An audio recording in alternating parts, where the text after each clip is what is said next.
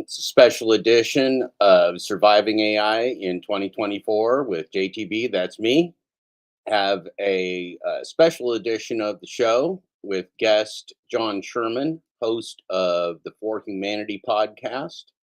And had a little notion this week as I was thinking about my work on the book and my work here on YouTube, that it would be really, really nice to have a retrospective of everything that John has had out on his podcast for the first 8 episodes, and the ninth episode, which is just released yesterday, I believe, or maybe Tuesday. Maybe Tuesday. Today is Thursday, January 4th, 2024. It's 9:45 a.m. Pacific Standard Time, 12:45 p.m. Eastern Standard Time, and of course that means it is 7 p.m. in Arizona. Arizona has its own space-time continuum.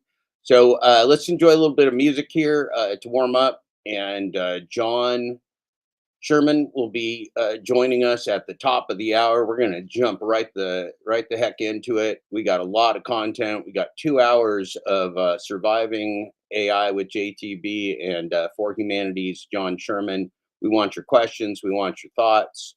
We're going to set up those discussions with the 2.5 minute trailers that John Sherman puts together. Those are real nice and tight and compelling with a lot of world-class experts. So I'm thinking there's going to be a real interesting show for all of us. So I'm excited about it. I'm excited to do it here with John and for all of you, for humanity, if you will, if you will. All right, let's hear a little bit of nice music here.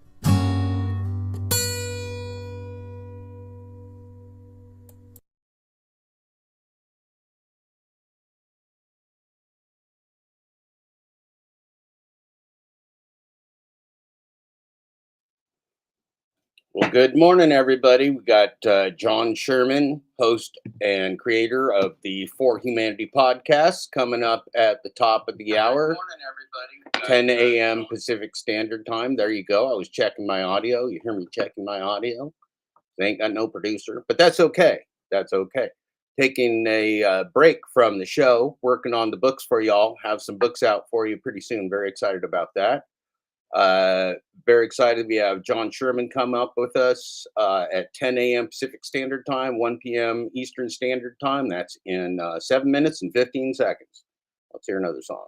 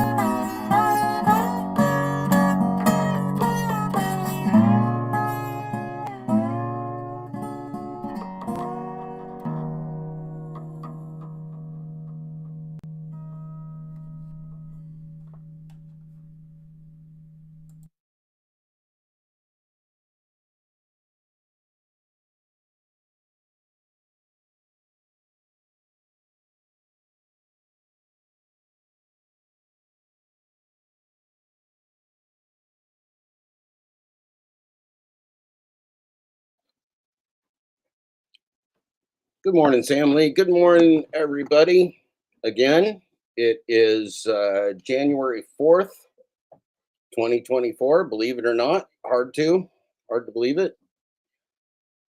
And today, got a very special show for you. I'm mostly on hiatus from the YouTubes, but I wanted to take this opportunity to bring on a friend of ours, John Sherman, who's been doing some outstanding work for humanity. And interestingly enough, he's got a podcast called the For Humanity podcast. And I thought it would be fun, based upon where we're at societally, based upon what we've covered on this show, as I prepare to get the books out for you, to have a retrospective of John's podcast so far, looking at his very well done and tight trailers. He's a broadcast producer and does a really nice job of the trailers, and so I think that they give us a lot of good material to review in a very comprehensive way. And it's kind of, I think it'll be fun for John too, because it's been such a blur for him as he's started this podcast, I think only about a couple months ago now, to be able to look at the series of podcasts that he's done and kind of take them one at a time, just kind of review. So I hope this will be fun for you. Hope it'll be fun for me, and I hope it'll be fun for our guest John, who I see just joined us backstage. And we do want your questions throughout this process.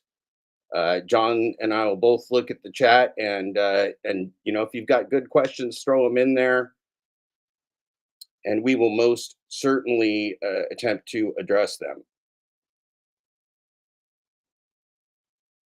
So, with no further ado, let's welcome right on time John onto the podcast. I'm going to turn off the chat overlay. Bring John up here with me. John, can I hear you? How are you? Good. How are you? Can you hear me? Check, check, check. There you go. I'm sorry. Yep, you're good. Nice. Happy New Year, John. How are you? Good. Happy New Year, Jeff. I'm well. How are you? Good. Your audio is a little bit crackly for some reason. Let's see. Yeah, now you muted out. Let's see. I'm having some weird stuff going on. That's better. Yep. That whatever you just did fixed it. Hey, I'm on speakers, not earphones here. Let's do it. Yeah, me too. Mostly because I can't find I've been cleaning my room here. As I'm working to write this book, I'm actually trying to clean up my life from 4 years of research, and I can't find anything. I can't find my headphones. Yeah. So there you go. This ain't my show anyway. This is my show about you. This is about you, because I'm so appreciative, and I know the community is so appreciative of the work you're doing, John.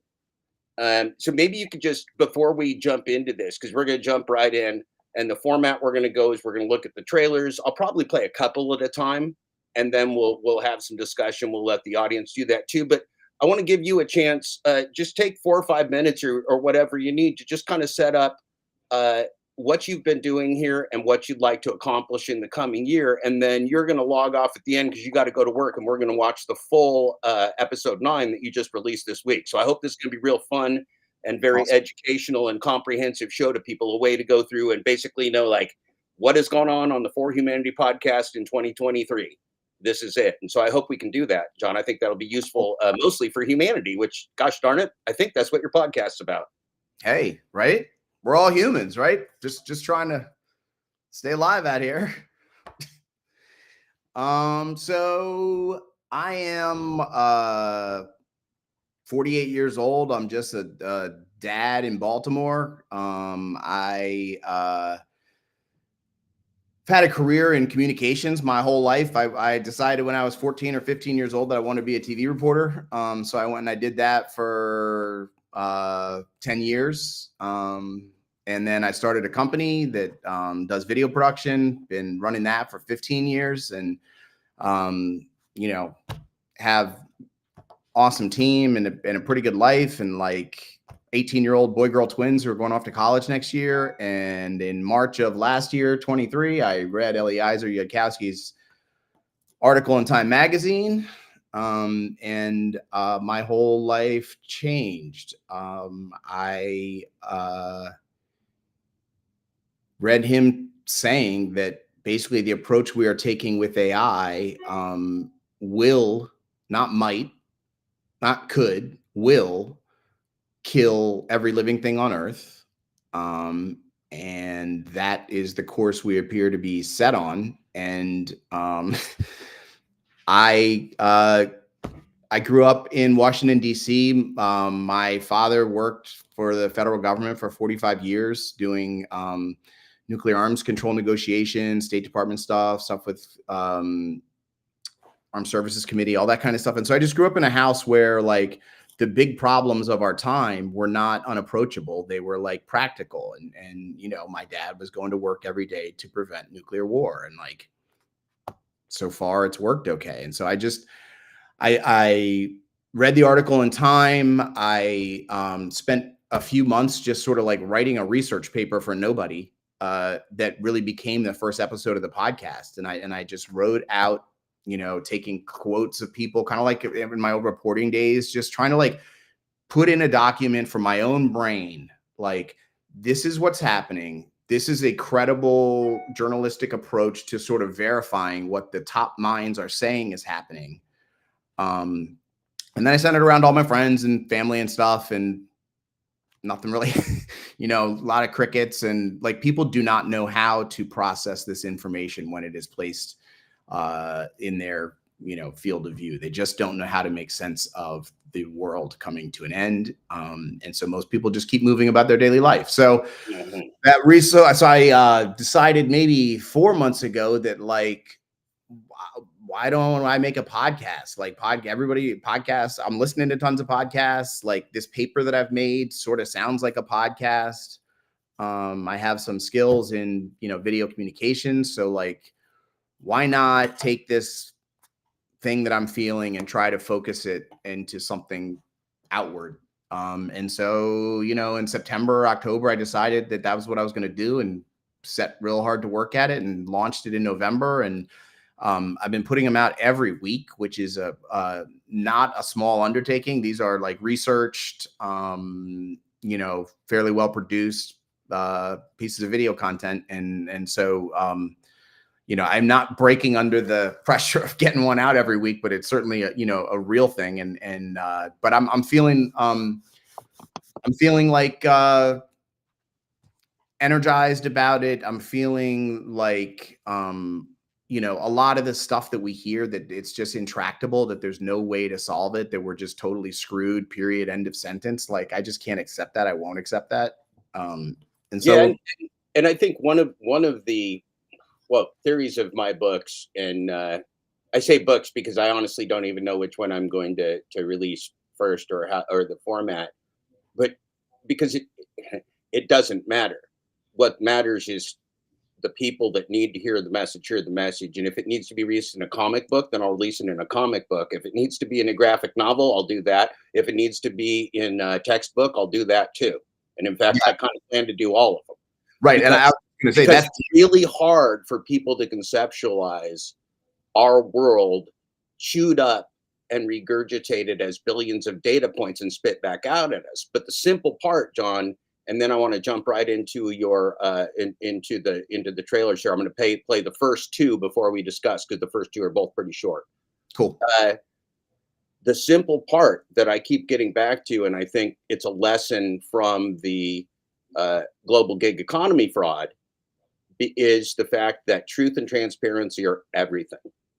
If a Sam Altman or an Elon Musk or anybody in the world wants to come to you with a $1 trillion humanity changing idea, well, show us the facts, the truth, and transparency, and we'll consider it. But what these folks are doing is all couched in black box AI. So we don't know whether they're building the next nuclear device, or whether they're trying to figure out how to help save the Earth from global warming and unwarming.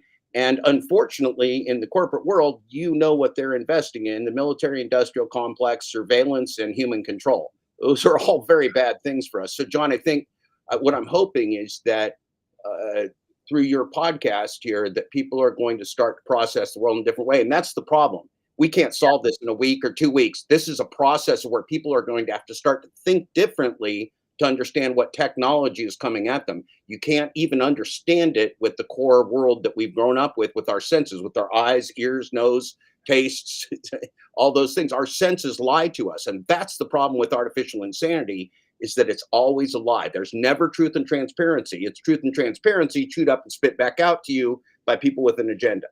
Yeah. And here's, so just one more layer on top of this is that, like, one of the things I found most shocking is when I went through the rabbit hole and watched all the 3-hour Lex's and Dwarkesh Patel podcasts and Logan Bartlett and all these really long tech heavy podcasts, is like the tech world is having this debate minus the public. Like, the tech world is having a debate about our children's lives minus us. What the fuck? Like, that's right. That's and see, this is the problem with truth and transparency. It's not just that our truth and transparency of the entire world of our senses are taken away from us, is it's done without our consent and then served back to us as reality. And so all of these things, the reason that these scams work, the reason that Sam Altman can go unadulterated through a process that may end humanity, is there is no oversight. They are their own. They are their own oversight, because they've jumped tracks of anything that even our political systems or our legal systems can control. That's how dangerous black box AI is. Yeah, it's like if I said to you, I'm going to make a meth lab in my garage, and it might blow up. Okay, like, fine. Like, I might blow myself up with a meth lab in my garage. If I go build a meth lab in your garage, don't ask you, and your house blows up, what the fuck? Yeah, and so we've got brilliant people like the man on the screen here from your first podcast trailer, Eliezer Yudkowsky, who is one of the people who started the research and the development of this technology, and he understands as well or better than anyone the dangers. So let's jump into this, John. I'm going to play the first 2 trailers, and then we're going to talk about it. Awesome. Show me the world. Show me the happy world where we can build something smarter than us and not just immediately die. How can we build something that's smarter than us and not just immediately die? That is the question. It's an asteroid that we are building ourselves. Literally everyone on Earth will die. Percentage chance doom might be somewhere between 10 and 25%. Are you fucking kidding me, dude? Turn it on to check whether it will do a bad thing. If it does a bad thing, it's too late.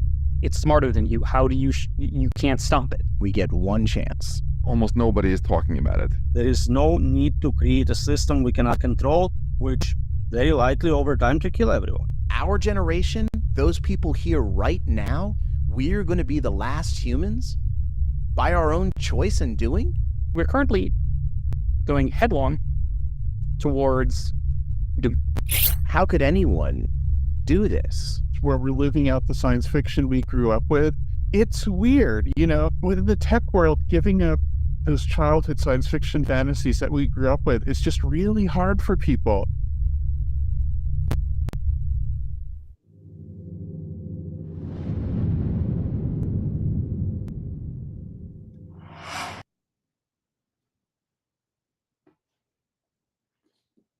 Is the alignment problem. The prospect of lining AI did not look anywhere near this hopeless 20 years ago.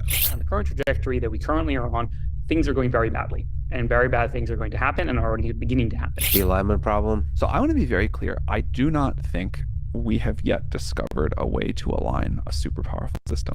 If you design an AI system to help me spell check my essay and instead it kills me, I don't think you have a successful spell checker AI. Here's a very common sub-goal, which makes a lot of sense. Gain more control. If they are unplugged, they're not playing any chess. They no longer meet their goals. So the chess playing goal leads to keeping yourself from being unplugged.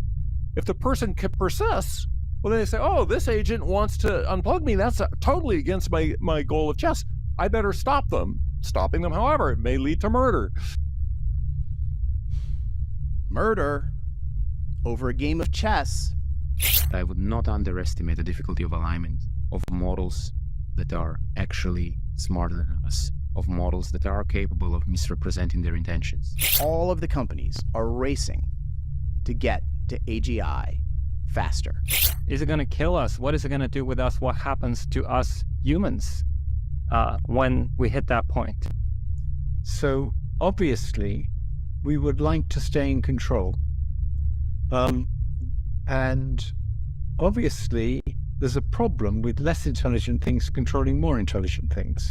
OpenAI and DeepMind was a small collection of folks who were brave enough to talk about AGI in the face of mockery. We don't get mocked as much now.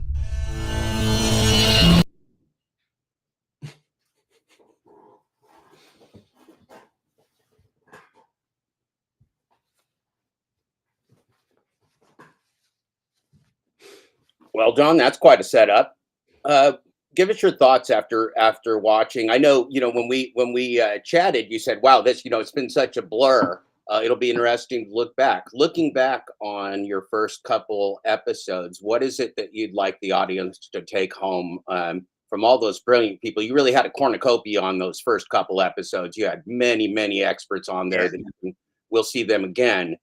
But even within the first couple episodes, anybody paying attention there would really have to prick up their ears and say, how in the world do I not know this?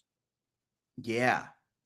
And I think that is a part of this barrier for people, right? It's like, what do you mean? I read the news all the time. How could I not have heard of this? The most serious thing is the thing that's not on the news? That's ridiculous. Right? Yeah, the thing that makes all the nuclear warheads and the world war seem like a more distant threat. Yeah. Yeah. Yeah. Come on. Since you and I have been born, I'm 55, you're 48. The persistent threat in the world since we've been born is the nuclear weapon. The persistent threat in the world is no longer the nuclear weapon, folks. And guess what? Corporations and individuals have the power to use it. It's not even in the hands of world governments anymore, although world governments are positioning themselves based upon their AI capabilities. Because as I believe was said in the Monk debates, a company with AI will outperform another company that doesn't have AI.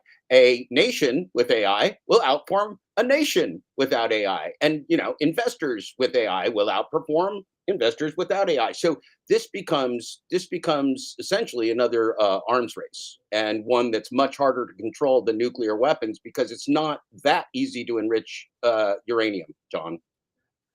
There are 0 nuclear weapons that can make more nuclear weapons. That's a good point. Nuclear weapons are not self-perpetuating. Right. Unlike artificial intelligence, which could not only apparently self-perpetuate, but how do we want to say it, John? Produce its own hallucinations, which is another way of unfortunately anthropomorphizing something that is anything but human. They're not hallucinations. They're data in there that will kill you, and the guardrails they put on to keep it from killing you. Well, guess what? College students have already figured out how to hack it. They jailbroke all the guardrails. And remember, OpenAI said they were going to have a checker so you could go through and put my book through it and make sure my book wasn't written by AI. Yeah, they stopped development of that. I can just put out a dog shit book written by AI, John. Nobody will know. Yeah. Yeah. I'm enjoying the comments over here. Polly, enjoy you a lot. And yes, by all means, John, jump into it and talk to him. I mean, this is about you. It's about both of us, but I really want, I want people to start watching and sharing your podcast widely, because that's what it's for, right?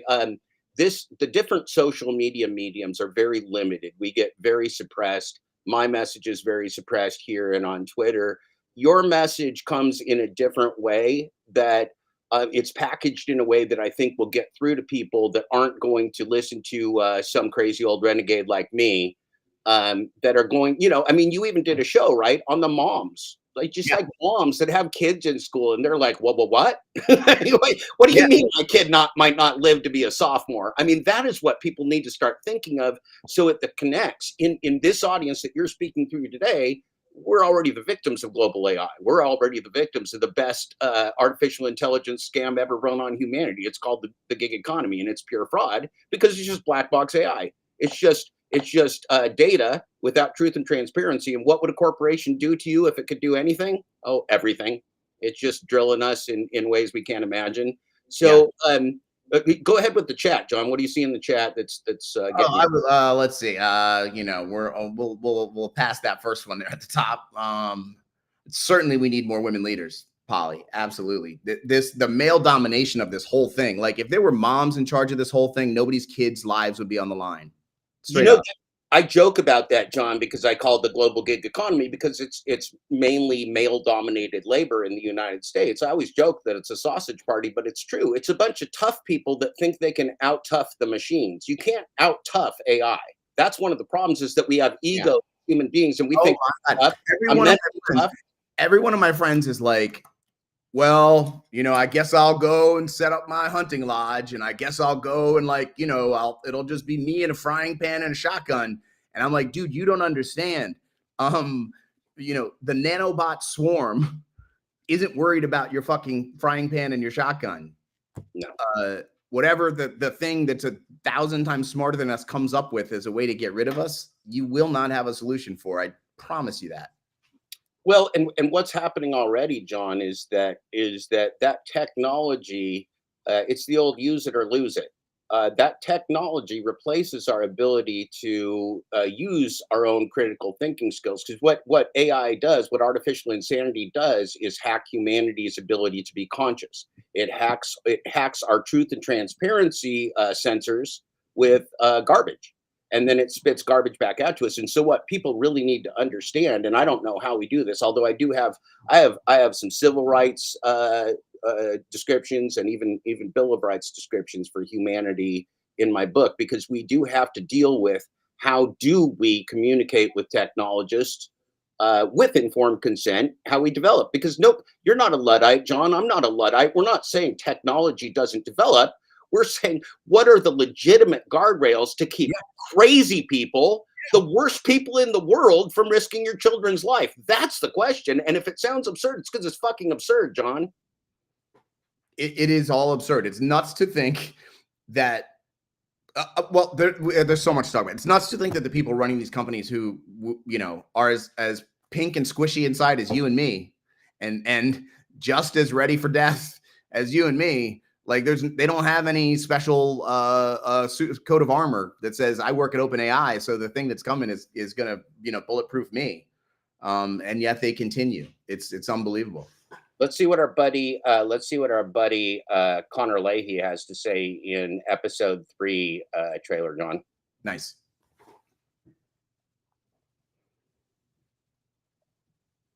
Whoop! Without the mute button.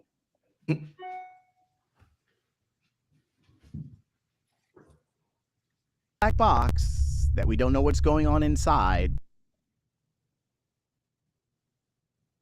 So this big black box where we just put some stuff in, some weird magic happens, and then something comes out. Just a big black box that we don't know what's going on inside that can kill us all. Cool. We have no idea how they work. We have no idea what they're going to do. ChatGPT-4 is an alien actor, a fairly crude imitator. At some point, as it grows smarter than a human, the line between acting and reality disappears. Okay, you have got your interpretability tools, and they say that your current AI system is plotting to kill you. Now what? It is definitely a good step 1, right? Yeah, what's step 2?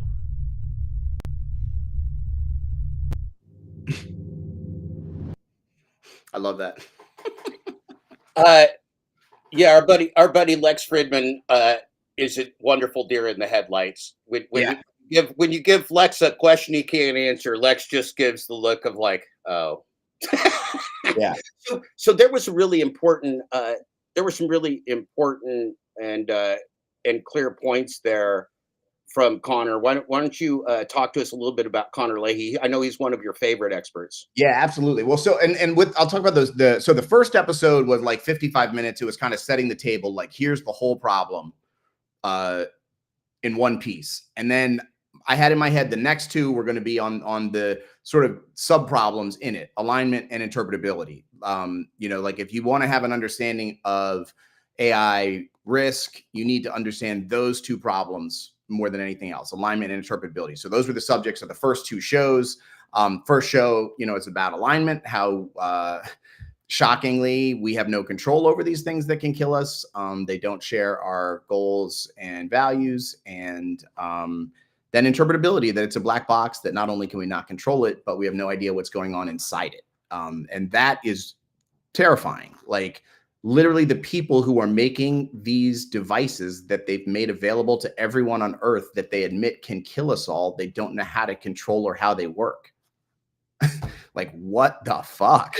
That's right. And so one of the experts that we have on that we'll see in a minute, Roman Yampolsky, who is a professor of data science, I believe. I don't remember what exactly he's, but he's a professor at University of Louisville, and he's one of the preeminent experts. Was also one of my first sources a couple of years ago in learning AI, and his material is so foundational. It's so basic. I mean, this is the thing, John. I don't remember whatever the principle is, but we are humans. We are humans. We experience humanity through our senses and through experience. And so if you hack that and you give us data without our experience, we would have to put the faith of God in that output to act on it, because, as you said, there's a dual impossibility scenario that Dr. Yampolsky describes so very easily and basically in his research paper, which can easily be found on the internet, on my Twitter, and everywhere else. There's a dual impossibility scenario, John. Black box AI, it can't be understood, not even by the geniuses to develop it. It's an amalgamation of countless calculations and data sources and data points that simply cannot be understood, and it cannot be explained. And so when you get into the business world, for example, of the global gig economy, well, how do you legislate a corporate business that can't be audited? Well, that would be a real problem, John. And that's why we have the runaway train of the global gig economy fraud, is they created the greatest scam in the history of humanity, is an entire industry that can't be audited for its veracity. And so they just have a simulated market and they just run humans like slaves. Now, the second part of not being able to understand it or explain it is consent. So we've got you, a parent of two 18-year-old twins. You got me, an old man with two grown kids. You got all these young moms, babies, people all over the world that simply want to live in peace with their families and survive. They don't know that there are corporations and very wealthy people that want to use them, from what I can tell, for the summation, for the balance of human history as data points. And that, to me, is fundamentally immoral, because we are not data points, John. We're human beings. And if we get data points, what the rest of the world will learn is what we victims of app slavery learned right away, which is if you get bad data points and lies, you live in a world of hell. You can't know what is true and transparent. And so we as humanity, one of the basic tenets of the books that I'm working on is that human survival is based upon truth and transparency. We can't allow somebody like Elon Musk or Sam Altman to alter our view of what is real in this world, of what matters, of what is true. Because if we do, we're going to be as crazy and dead as they are. And I don't want to be as crazy and dead as billionaire maniacs. I don't want to, and I think people don't understand that these people are monopolists. These people are egotistical maniacs and psychopaths. These are not good people, and even the very, very smart technical people under them generally know that. It's not millions of people that are doing the worst things. It's really a handful of people that are directing this absolute insanity. Go ahead, John. Yeah. No, I mean, yeah, it is a handful of people. It is literally like we got Rick, DoorDash Rick up here talking about AI as our destiny. It can't be stopped by man. I would just challenge you, Rick. It's literally being created by man. How can we not stop? We of course we can stop it. Take your hands off the keyboard.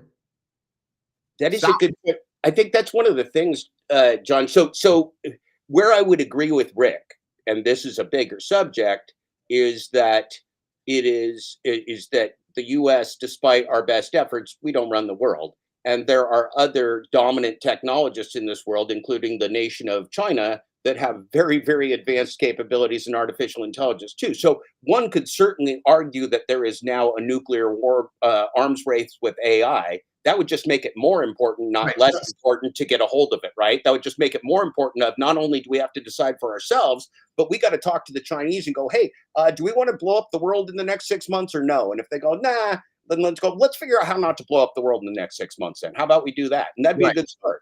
So a couple thoughts. One is, Rick, AI is our destiny, right? Like it's a question of how fast we get there. We can get there in a way that is safe, that we know what our tech does and how to control it before we make it stronger than us, or we can make it stronger than us before we control it and what it does.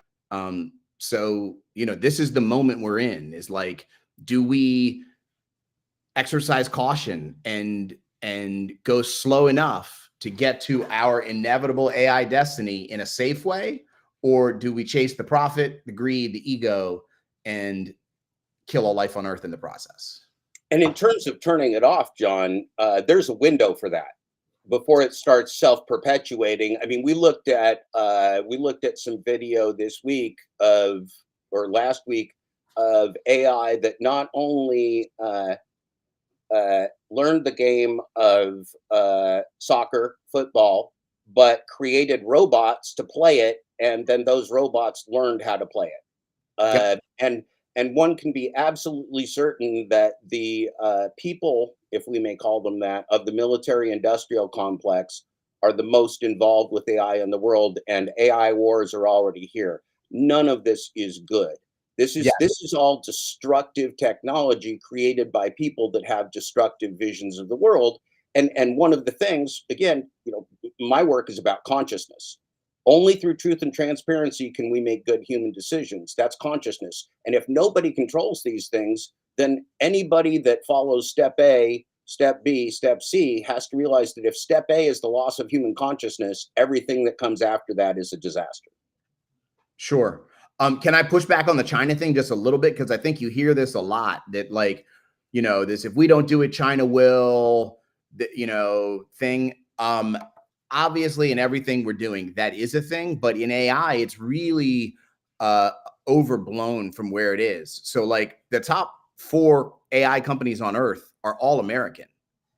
The innovation that has put us at the edge of the cliff is all American.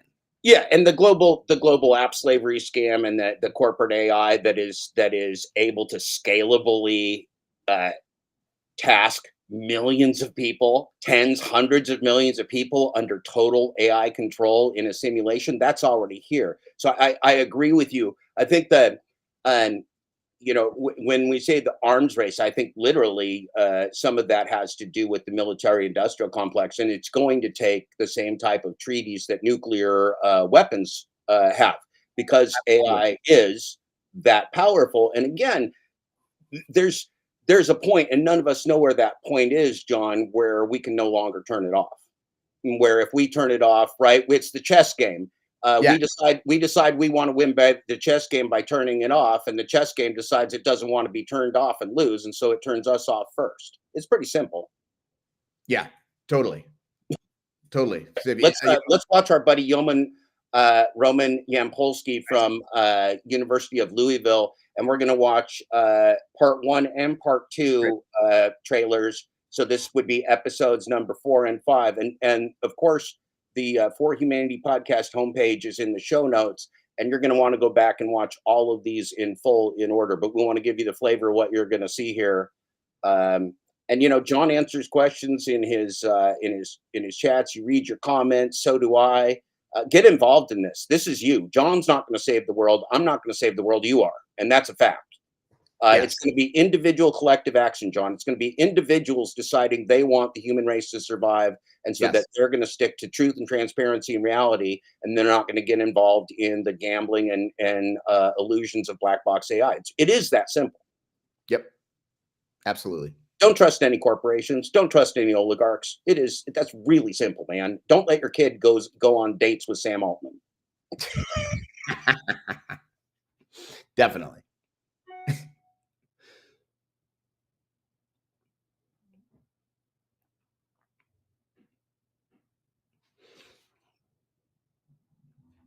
So how would Microsoft Word kill you? Why do you think it's so hard for people to imagine AI killing them? They might be projecting it on other software they have experience with. So how would Microsoft Word kill you? I mean, I can just turn off the computer. What do you see as that singularity threshold? Is it? So then that happens. We don't know what's next. It's like saying, okay, in a year, aliens are coming. We know they are super smart. They have advanced technology. That's all we know. Now, how do I prepare for it? What do I do about it? It's not obvious.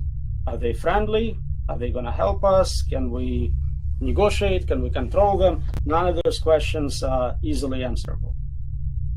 Numbers in the 70% of people who are not supporting creating a super intelligence. Do you think the AI companies care at all about public opinion about their product? Well, they probably don't, but also polling is very easy to manipulate. If you ask the right question, you can get any type of answer you want. On top of it, the people you're polling have no idea what you're asking them. They have zero understanding. Most people think that AI researchers, AI developers know what they're doing. They're engineers engineering a product. So they don't have comprehension to provide a meaningful answer. It's like asking consent from a 5-year-old. Like, it just doesn't mean anything. Sure. Because nobody fully understands it. So how can you consent?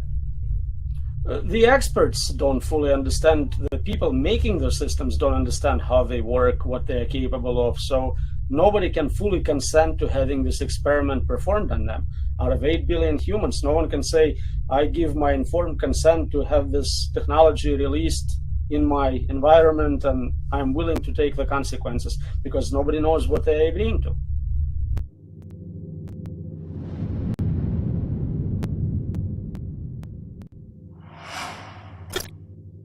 If you live in Oregon, you could lower your electric Themselves in the mirror and be like, yes, I'm going to the office today to do this. And to me, a part of it seems like, well, if it goes the way people fear, there'll be no accountability. I'm not going to have to answer to anybody about it. So let's go ahead. I'm not saying that's what they think, but here's one kind of game theoretic way of looking at it. So if I think it's going to happen, we cannot solve that problem, it's uncontrollable, and it will cause existential crises. Saying that will not give me any benefits, because no one's going to be there to say, you were right. Do you think it is a fair statement to say that these guys, the guys at the head of these companies, are the most important humans who've ever lived? I mean, it really depends on how you measure importance, right? Are they replaceable? If they were gone, would anything change in the direction of this industry? Can they be replaced? Can Dario be replaced with his sister? I don't know. Seems like they kind of subject to those same incentives and profit. Most people, they become prominent in this field by first contributing to capabilities significantly, and then saying, oh, this is very bad, we shouldn't have done that. Do you think the guys who are doing all the capability stuff are ever going to get to that, ooh, it's really bad? but will it be too late at that point? I mean, at some point you definitely get there, but it may be a point of no return. So you think any governmental regulation is essentially theater? Well, again, I want to see an example of a technological issue where government's regulation made a difference. So spam and viruses are obvious examples. Is there anything a bad actor could do that could create extinction? So I think at lower level intelligence, bad actor can provide malevolent payload and malevolent goals. I think at full super intelligence, it doesn't matter who created it. If it's uncontrolled and independent, it's completely irrelevant what the origins are. It will start from basic first principles of physics and discover the whole universe of knowledge and decide what to do on its own.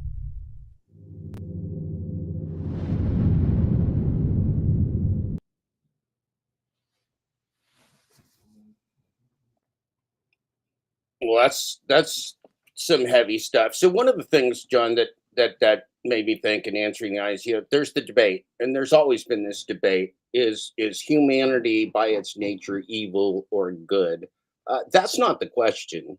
Humanity is always human, and that is key. Humanity has consciousness and the ability to share that consciousness to get beyond genocide and war and theft and murder and greed. We have that ability. We haven't used it yet.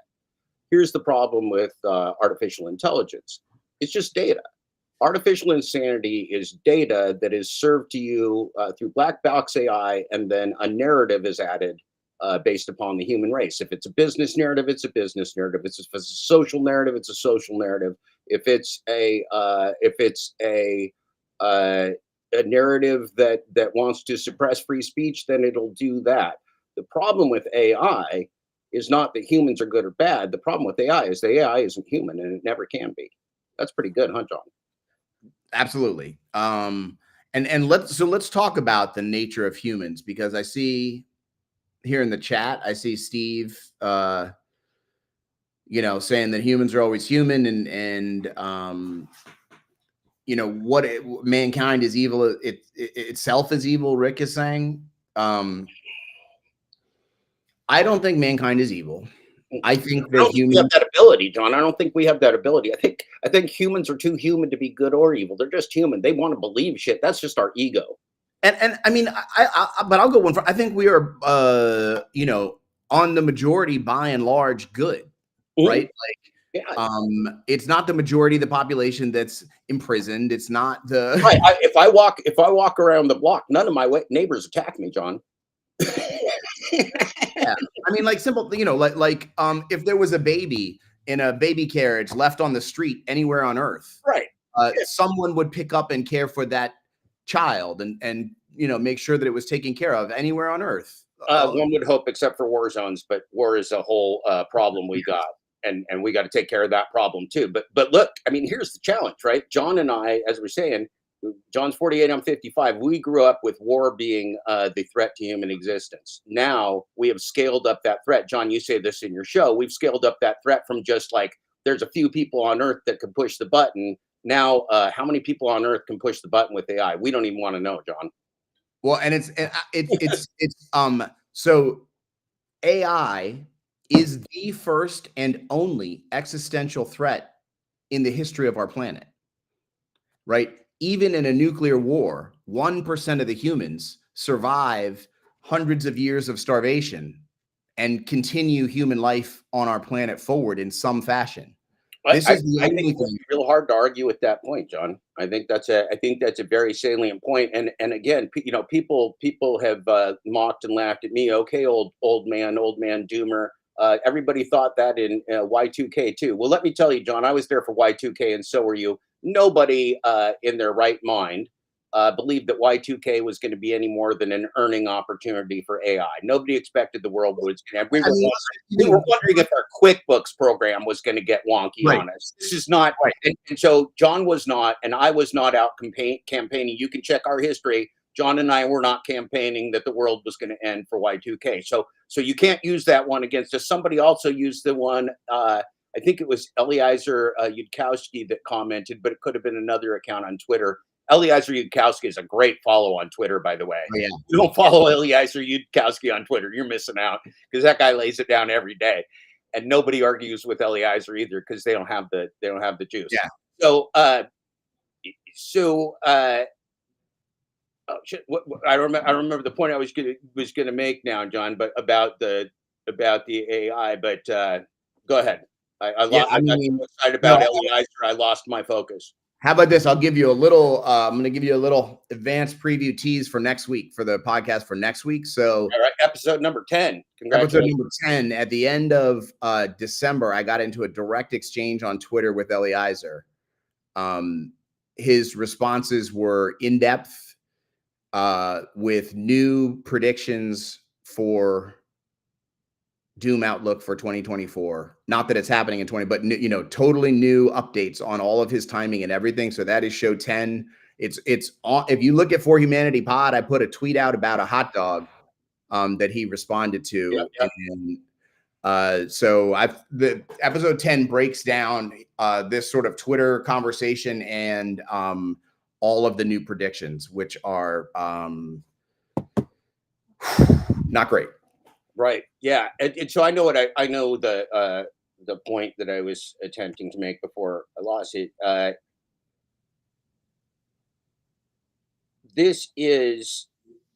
We are not doomers. And so one of the points is that since the beginning of mankind in its religions and its traditions has predicted and even sometimes celebrated the concepts of the end of the world. Yes. And so there's a very fatalistic sense in some of these people that they'd rather drive the bus into the brick wall themselves than sit around and see what happens. And so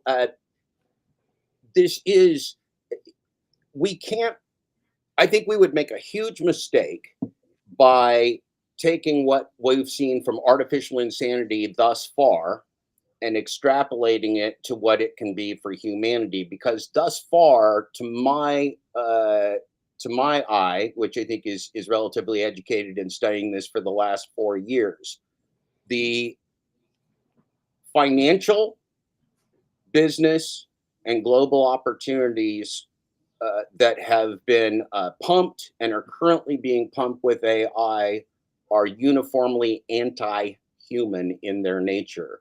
Each of them is designed to monopolize, control, and exploit.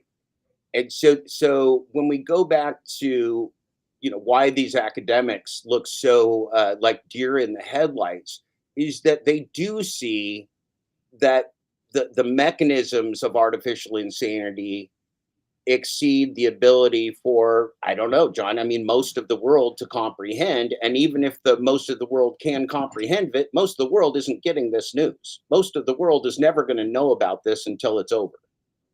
Yeah.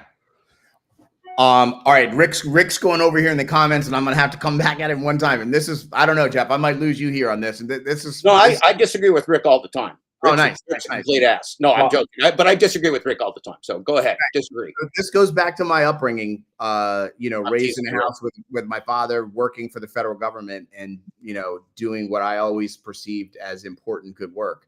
I believe that your government is neither your friend nor your neighbor.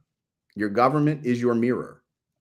And all of the imperfections you see in yourself and in everyone around you is reflected in your government. There's greed, there's ego. These are not robots. We don't elect non-humans to government and then expect them to get there and act non-humanly. So it is certainly the least worst form of, democracy is the least worst form of government.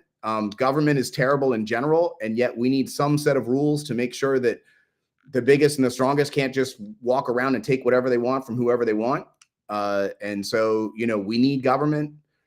All governments are not great, but this one we have is imperfect, but it is of, by, and for the people. And so, we are the people. And so anything we see in our government we don't like, We are literally empowered by our government to stand up and try to put our hand in the wheel and take a role and make a change.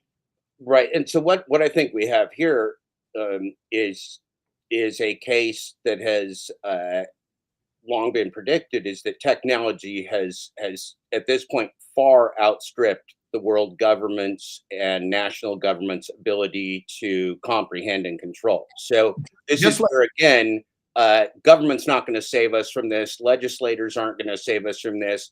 Only the people of the world. And here's where we get to Rick. People are consciousness. People are human. People can change. People can learn. People can grow. People live and die and have to exist within what their senses give them. The problem that we have is that the government, the AI, the media, all of these things are filters for information. And AI becomes the ultimate manipulation tool where corporations have 100% of the information, as in the global gig economy fraud, and the labor has 0.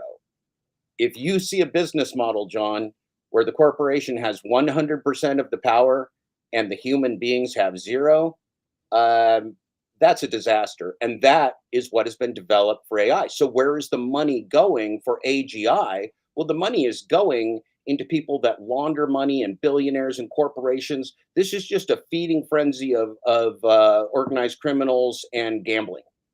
And most of it's worthless. The part that's already here is already going to kill us. So the stuff in the news is not the stuff that the people need to be worried about, John. Absolutely. And I don't know if you deal with these people on Twitter at all, but you know, there's the AI safety people concerned, there's the general public, and then over here is the accelerationists, right? Like there is a vocal, seemingly almost like mindset dominant group in California tech, in San Francisco, on Twitter at least, that like the dominant viewpoint is you know, doomers. They would call us doomers and say that we're just afraid and that, you know, we're not optimistic enough, and they're super optimistic, and you know, fuck the pessimists, all optimism all the time, go go go. And like dealing with them and that mindset is nuts. I don't know if you saw the new Lex last week with Guillaume Verdun, who is like the head of the accelerationists. Watch it. Everybody out there, watch it. It is. I will watch it, not publicly, John. I would probably scream the whole time, and then my audience would have to run. It's really fucking nuts. But Jeff, let me just tell you this: what's going to freak you out the most about it? I believe that San Francisco is beautiful. He equates humanity and nature to fire, thermodynamics, and capitalism and companies. So he's basically like, humanity equals fire, in that fire, by the rules of thermodynamics, wants to find energy that's not used and burn it, right? Mm-hmm. So he thinks that the greatest and best use of humanity is to find unused energy and burn it. And that's why we're here. John. Over a year ago, I wrote in my book that in the global gig economy, humans are expendable, burnable fuel. And so we agree. Yeah. So this guy's what a good intro to your episode number 6 with the monk debates, John. Let's do it. How are you on time, John? You got a blast right up the top. Yeah, we can go a little bit over. Okay, good. Here we go. This is episode number 6. Now, John, why don't you go ahead and tell them what the monk debates is while I cue this up?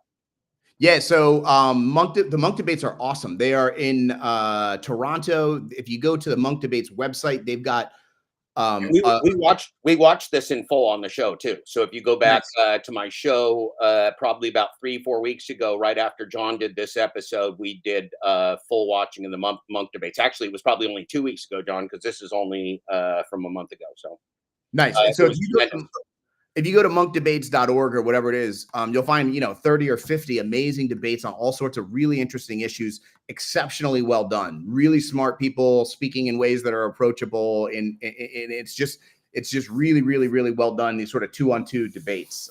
Yeah, and they actually have the audience vote on their opinion, how likely they are to change their opinion, and then at the end of the debate, they have people reflect back and see if they have in fact changed their opinion. So it's a very interactive process there, and it's very fair-minded. It's not people talking over each other or generally directly insulting each other. It's more educated insulting, which we enjoy. Let's watch this trailer, John.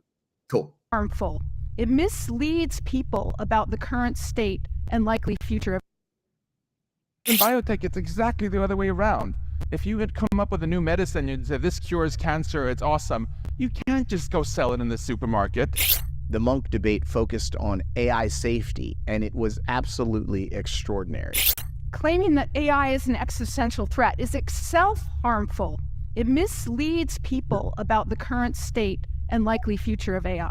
I've been excited to put together this show for some time now. It's spicy. Apologize, I'm going to be cursing more in this show than I normally would.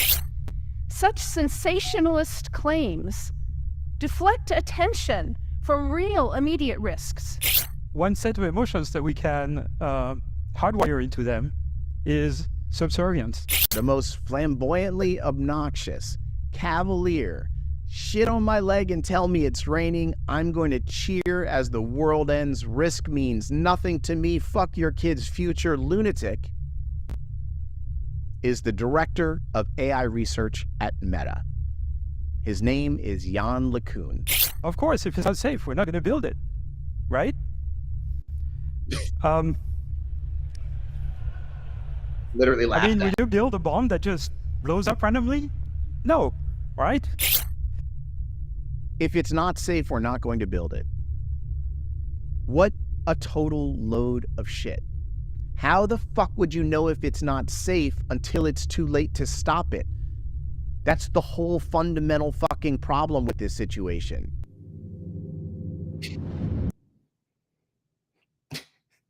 Apologies for the language.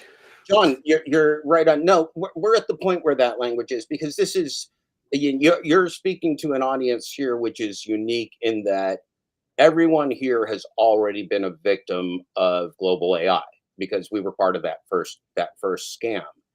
And so the question from everything from that business model, just look at the business model of the global gig economy fraud, where corporations have 100% of the information and reward, and the human beings get zero information and all the risk. Well, that's the worst fraud in the history of humanity.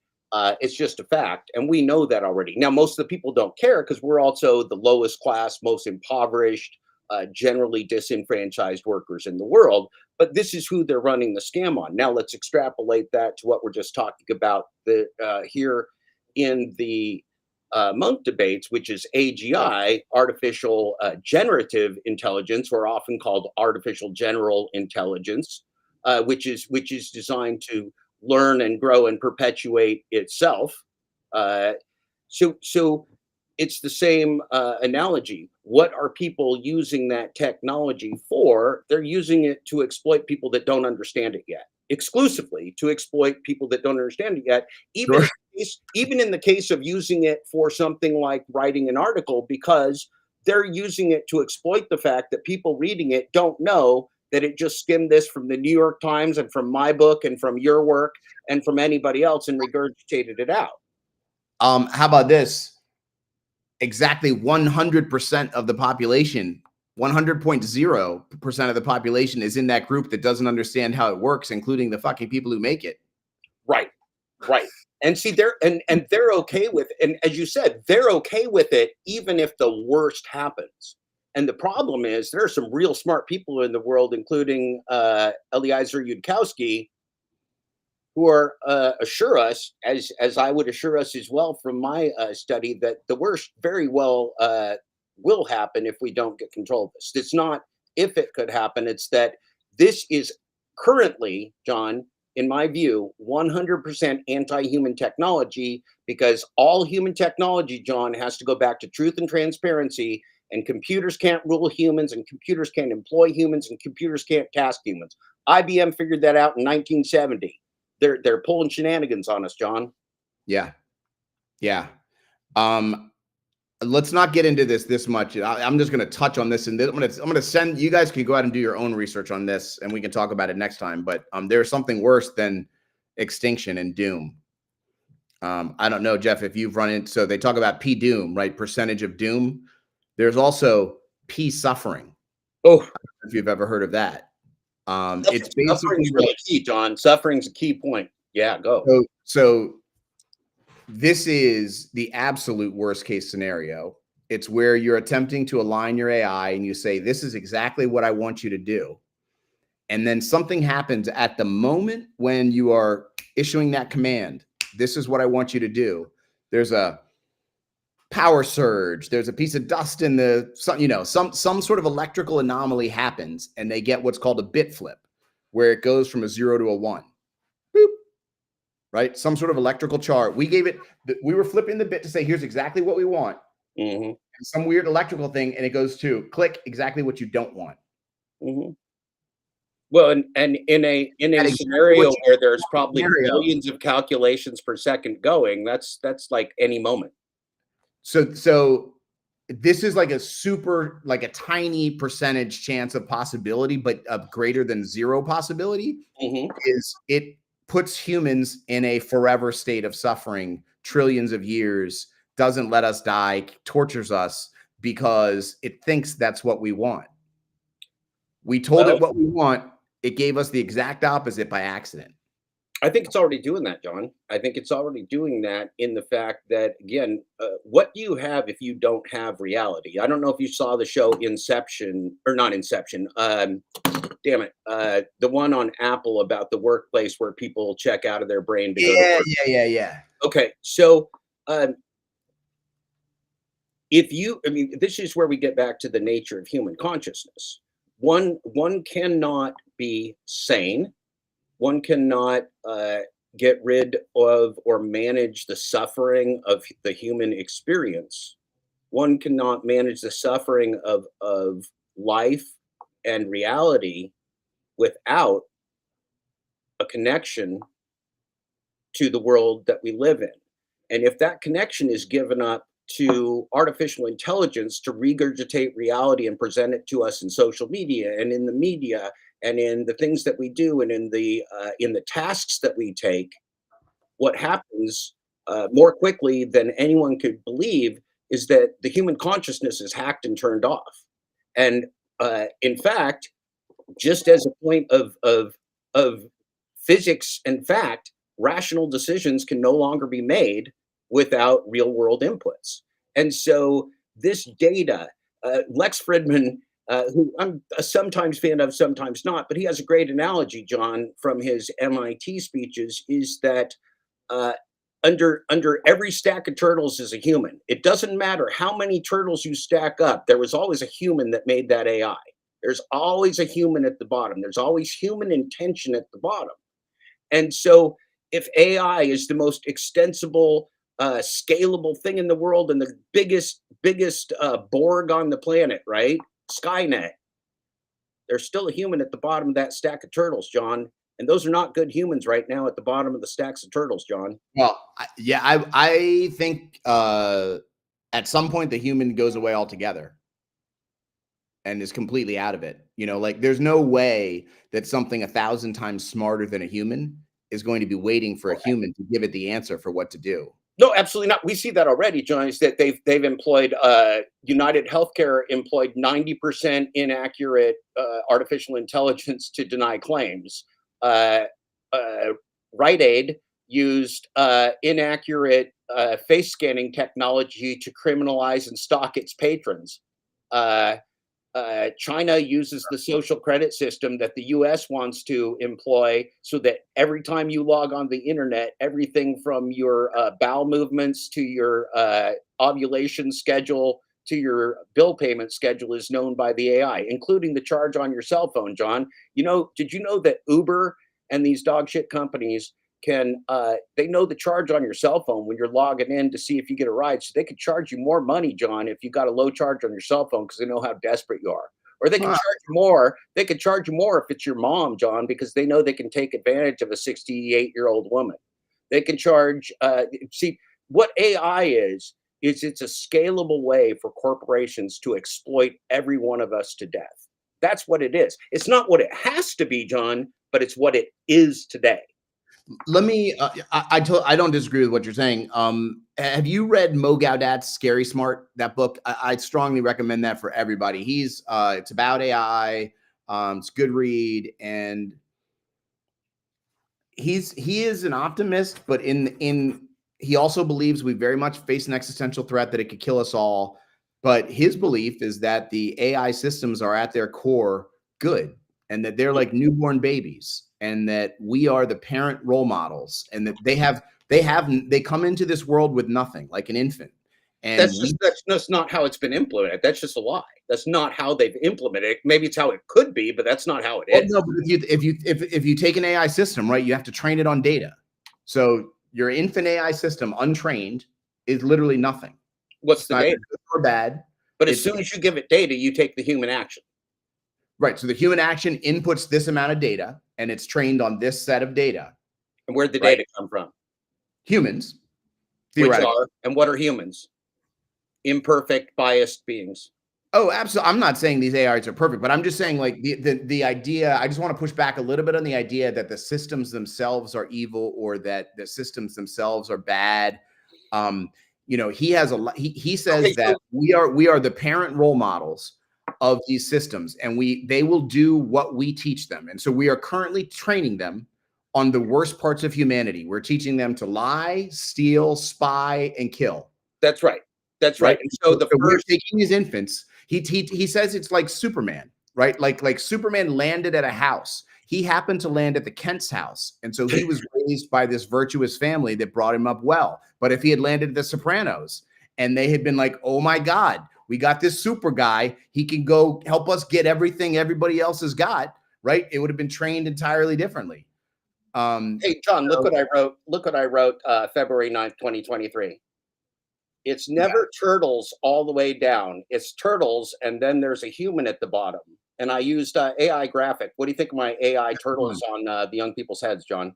Solid. Okay. At some point, there needs to be a human intervention, human input to provide what's good and what's bad, like Freeman. So Lex explained it very well, and I think that we can hang on to that. I agree. The turtles are just turtles. The AI is just AI.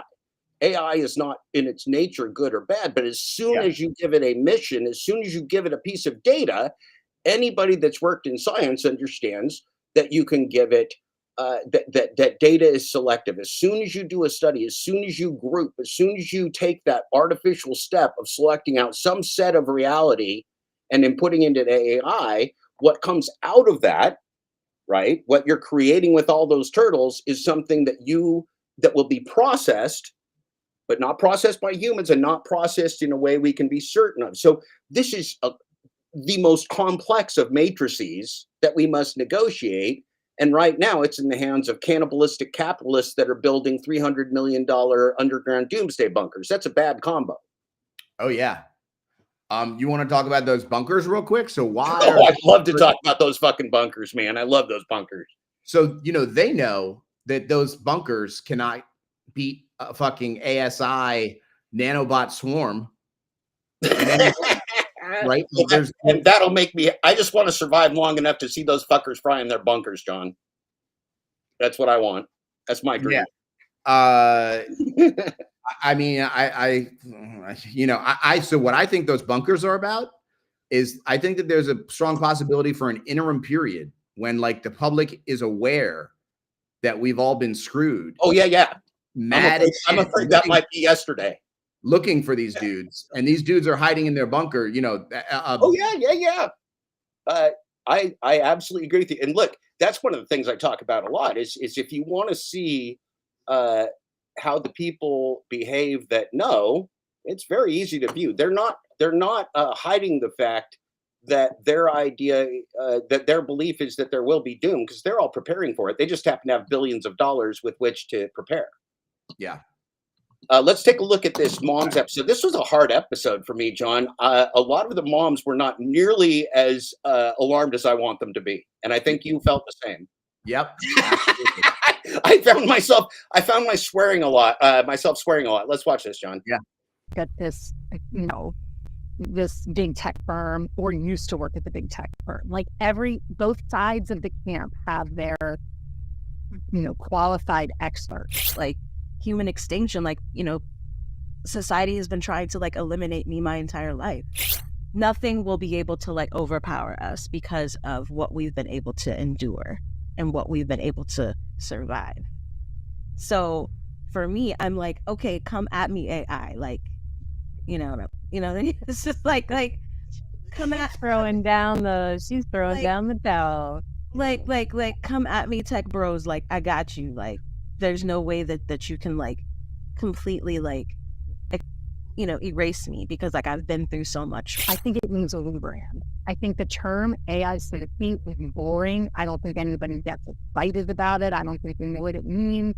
It sounds like a safety moment. Like what? Like AI safety, snoozer. I think the scary part for me was that the people that created it were warning us and said, we don't know how to control it at this point. And so when you have a creator that doesn't understand it, and doesn't understand what it's doing, that's very scary. I was stunned to know that the people who make AI have no idea why it does what it does or how to control it. What did you think when you all first heard that?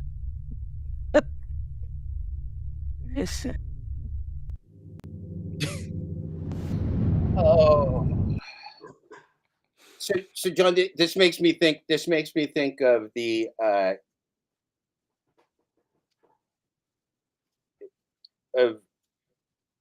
fact that humans, and particularly Americans, often feel invulnerable. Absolutely. And yeah, we're the greatest. We're the best. We're invincible. You can't have proper fear and respect for something that you do not understand. And so, what it comes back to is that consciousness again, that for humanity to survive this, it's going to take a massive amount of individuals to go through this process to where they do comprehend it, which is why I wanted to have you on here. Why I think your show is so important, is because you have these really good-hearted people, and I'm watching them. They're moms. They want their kids to thrive and survive and be educated, and they want civil rights and all those different things, but they don't realize that the entire human experience is on a precipice right now. Yes. I see Jared checking in here with, they said the same things about the Gutenberg press. This is like this Jan LeCun stuff that he rolls out all the time. It's like the typewriter. It's like jazz. It's like it's like video games for your kids. It's like jazz. It's more like jazz. He literally says that. He literally says that. He posts an article from 1919 that's like, jazz is going to ruin your kids, and it's like, AI is safe, right? Look at what they said about jazz. What the fuck are you talking about? Like, no, these are entirely different things. Nothing in our entire history has ever been anything like this at all. Full stop. There is no historical comparison. Humans lack imagination at the level of reality, and thus we come up with many narratives that allow us to sleep at night. AI is the ultimate risk that tricks those narratives into complacency, and that is precisely. This is the thing. What the illusion that these people are suffering is precisely the illusion that will cost their children their lives and future. Absolutely. And so Jared saying they say the same thing about Marconi's radio.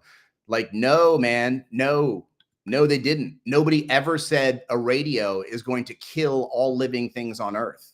Like, literally, physically end the atomic makeup. So already, John, restructure the atoms. In the early testing, I talked about the fact that young enterprising technologists have already figured out how to, they call it jailbreaking, get around the guardrails that are put in on these different AGI systems. So that's already happening, right? So in these first tests and applications, the example that I've shared with my audience, I shared the healthcare one is heinous. This is for 9 years. They're using 90% faulty artificial insanity. Now, why could you do that? Because there's no law that says your software has to be good, John. So what you have here is what I call infinite plausible deniability for corporations. They can do any crime if they put AI in front of it, and there's no culpability. And so that's what's going on with the naked fraud of the gig economy. Yeah. That's how we know the government sold us out, is that they may be evil, but they're not stupid. I don't know if you follow Gary Marcus on Twitter at all. He's like a professor type. He's good. He's on the right side, and he's got a lot of followers. And he is thrilled about the New York Times lawsuit and about the movie studios. And he thinks that, like, the New York Times is suing OpenAI and the remedy they are seeking in court is the destruction of the software program. Right. Well, they're not asking for money. They're asking to destroy the literal program, ChatGPT-4. That's right, and that's precisely the only solution for DoorDash and Uber and Lyft is to destroy that. This is the point that I've been making, John, and it fits exactly with that. Is that you can't fix something that is fundamentally created for exploitation. Right? It isn't created. It's not like DoorDash was created for a food delivery platform to serve people food around the world. It was created as a technology to exploit humans. Even they say it themselves. They say, we're a technology company. We don't employ people. We don't deliver food. We don't know you. We can't smell you. We're not human. We're just a technology company. But what that technology company has been allowed to do is write its own rules for planet Earth, in which it exploits human to the points of loss and slavery. And it gaslights them, and it puts them in a world to which they cannot consent because they can't understand it. They don't have any of the data, and they have no power. Why is that allowed to happen? Why would ChatGPT be allowed to skim the internet for any and all information and then crank out the rich kids' Harvard application? Well, the reason it's allowed to do that is that somebody wants the monopoly on information, somebody being Google and somebody being the other companies. They want the monopoly on the information that they serve up to you. The problem with that is that one of the few entities in the world called the New York Times that has the power to say, hey, they're robbing me, because I'm saying they're robbing me, you're saying they're robbing you, nobody cares.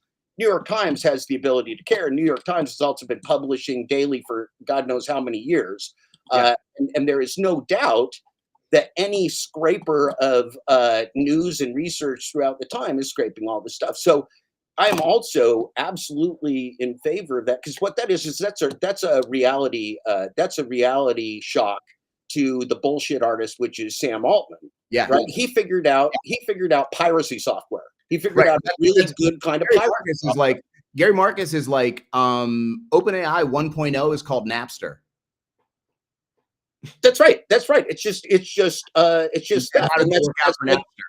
That's right. And so the first thing that they did when they were testing ChatGPT for investments, and we already know things like Aladdin and BlackRock, they're investing, they're running our monetary system with AI. We'll skip past that for a moment.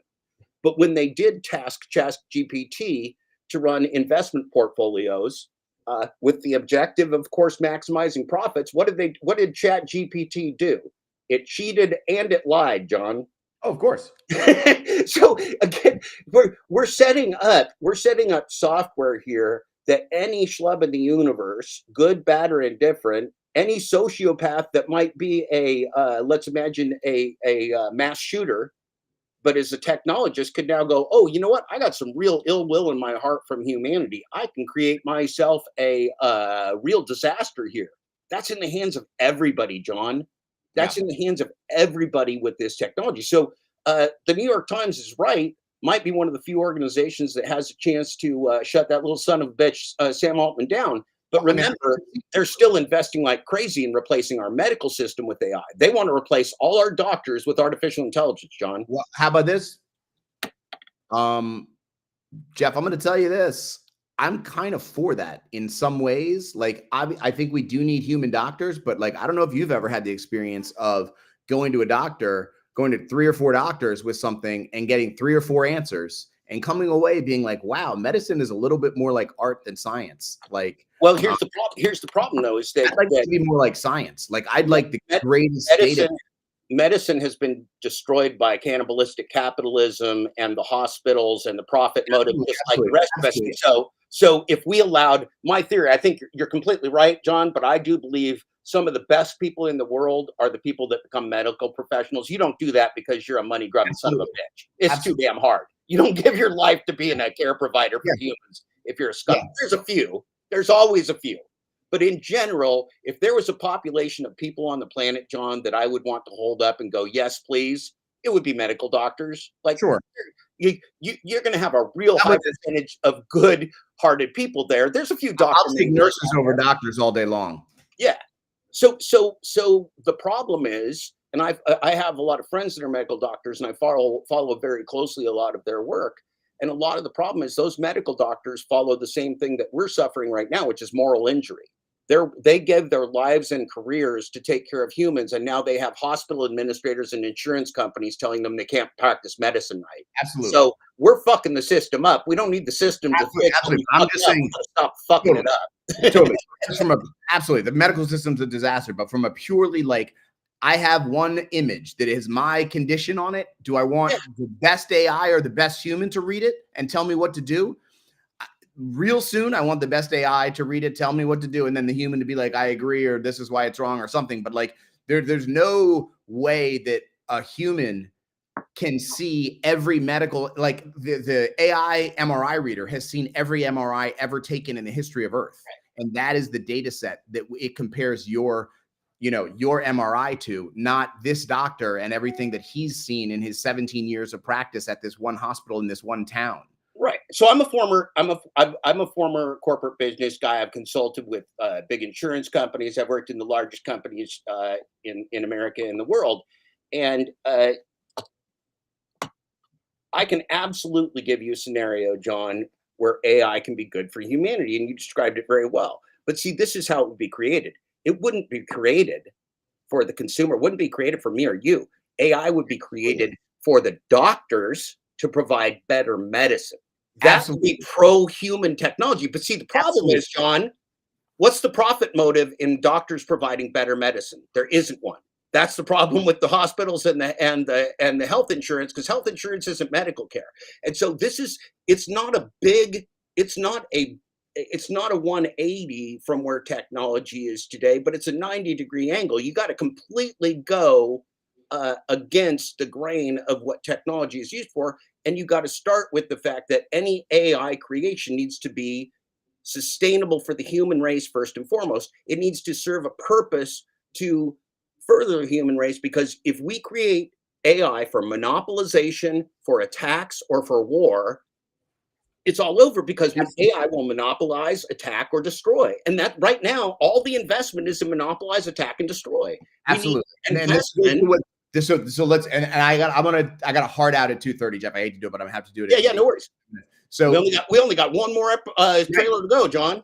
Nice. So to what Mo Gaudat says about the basic nature of life being good, and he believes that humans are not inherently destined to have to work. That work is a construction of scarcity, and that the universe is naturally aligned with abundance. And so that basically we shifted from an abundant society to a society based on scarcity the first time agriculture became a thing. We had a field that everyone shared. Artificial scarcity.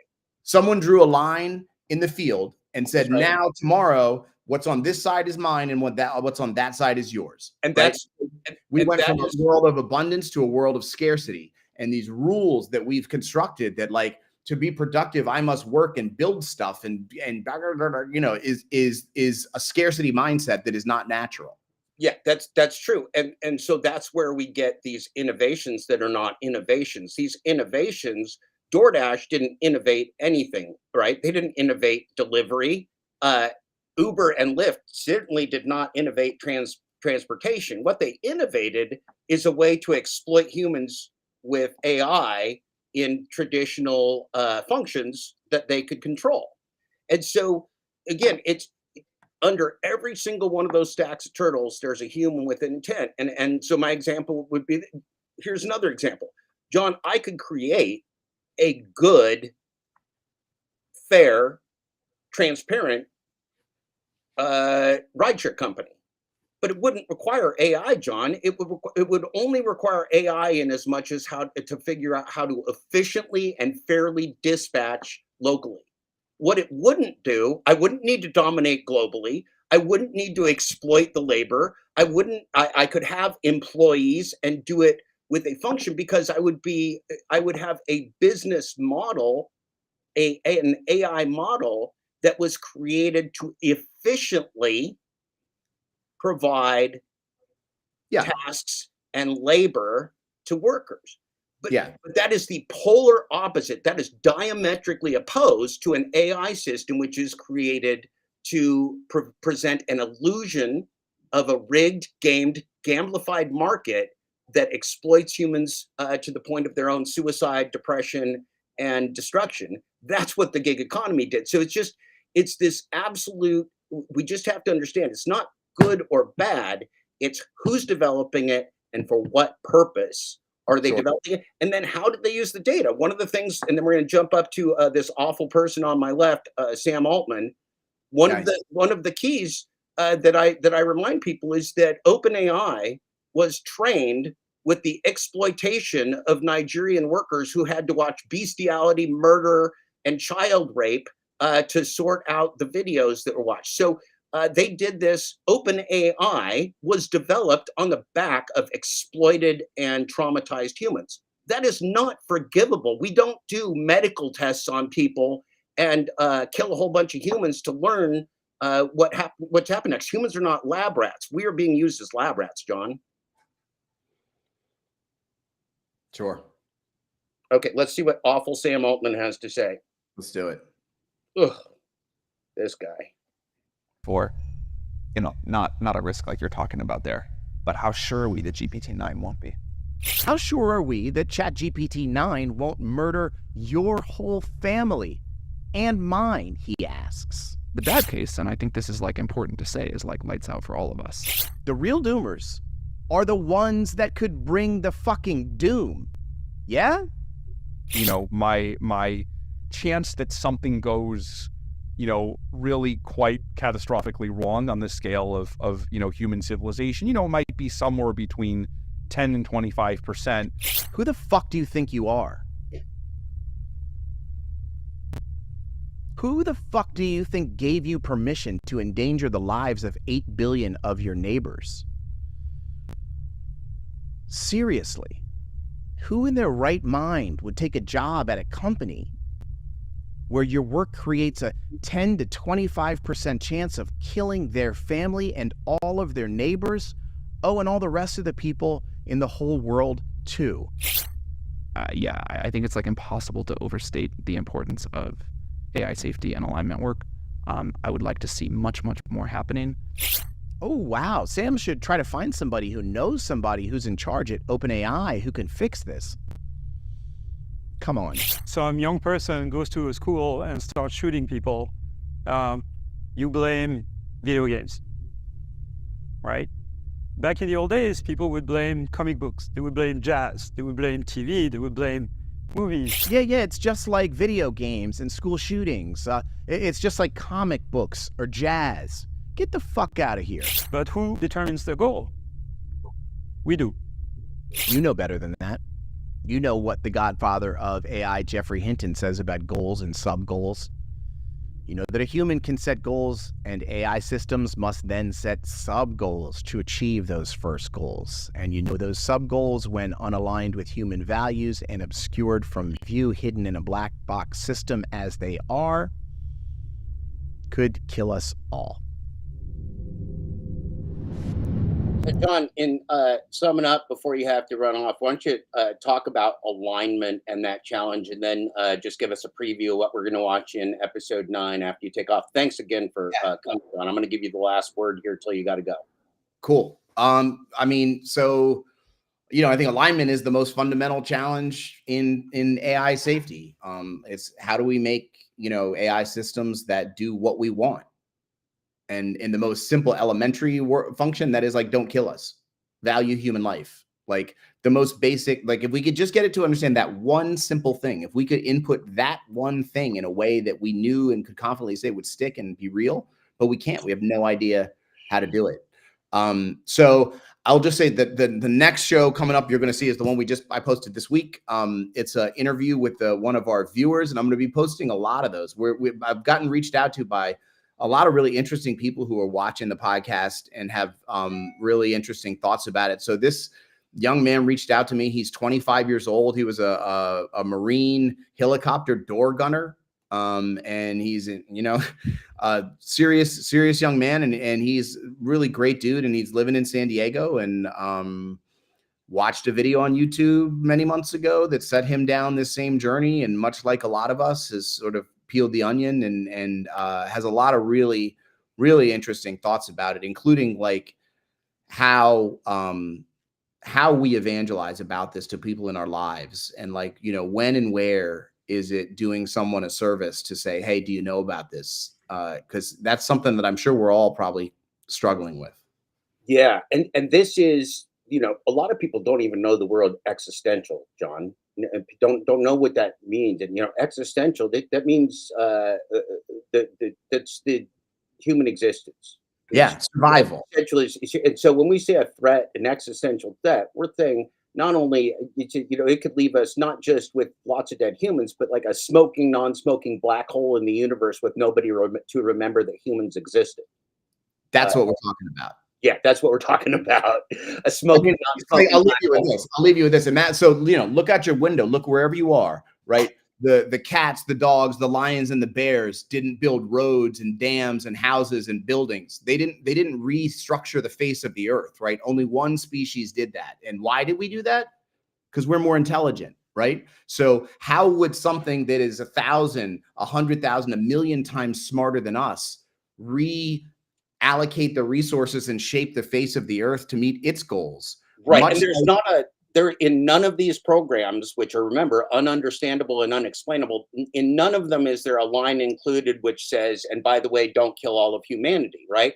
That's not a line of code, right? So you got to go back to the guy under the turtles and understand, was the guy under the turtles trying to monopolize and exploit humanity or help humanity? Are they trying to help doctors read x-rays, or are they trying to monopolize labor in India? Those are two very different objectives. Yeah. Thank you, John, so damn much for your work and for everything. Happy New Year to you and your family. Thank you for sharing your time with our community. And I know we got lots of big fans here. We're going to watch this episode, and can't thank you enough. Absolutely. Appreciate you all. I'll come back, and everybody, be well, and I'll see you soon. Do it. Thanks, John. And with that, we're going to go to John's new broadcast. We're going to watch it in full. This is Veteran Marine versus AGI. That's Artificial Generative Intelligence.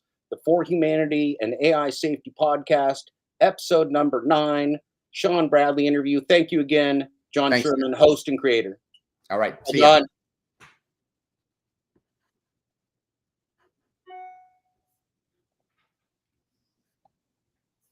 I'm trying to figure out for myself, like, what is the right amount of evangelizing? If someone is having a day of their own and I'm going to go and take this, the world's biggest pile of shit ever and just put it in their lap, I don't know that I'm necessarily like being kind or friendly to them. However, they need to know this as soon as possible, and their feelings don't really matter with the urgency and seriousness of the subject matter. And so, it's a constant tension in my brain. Where are you?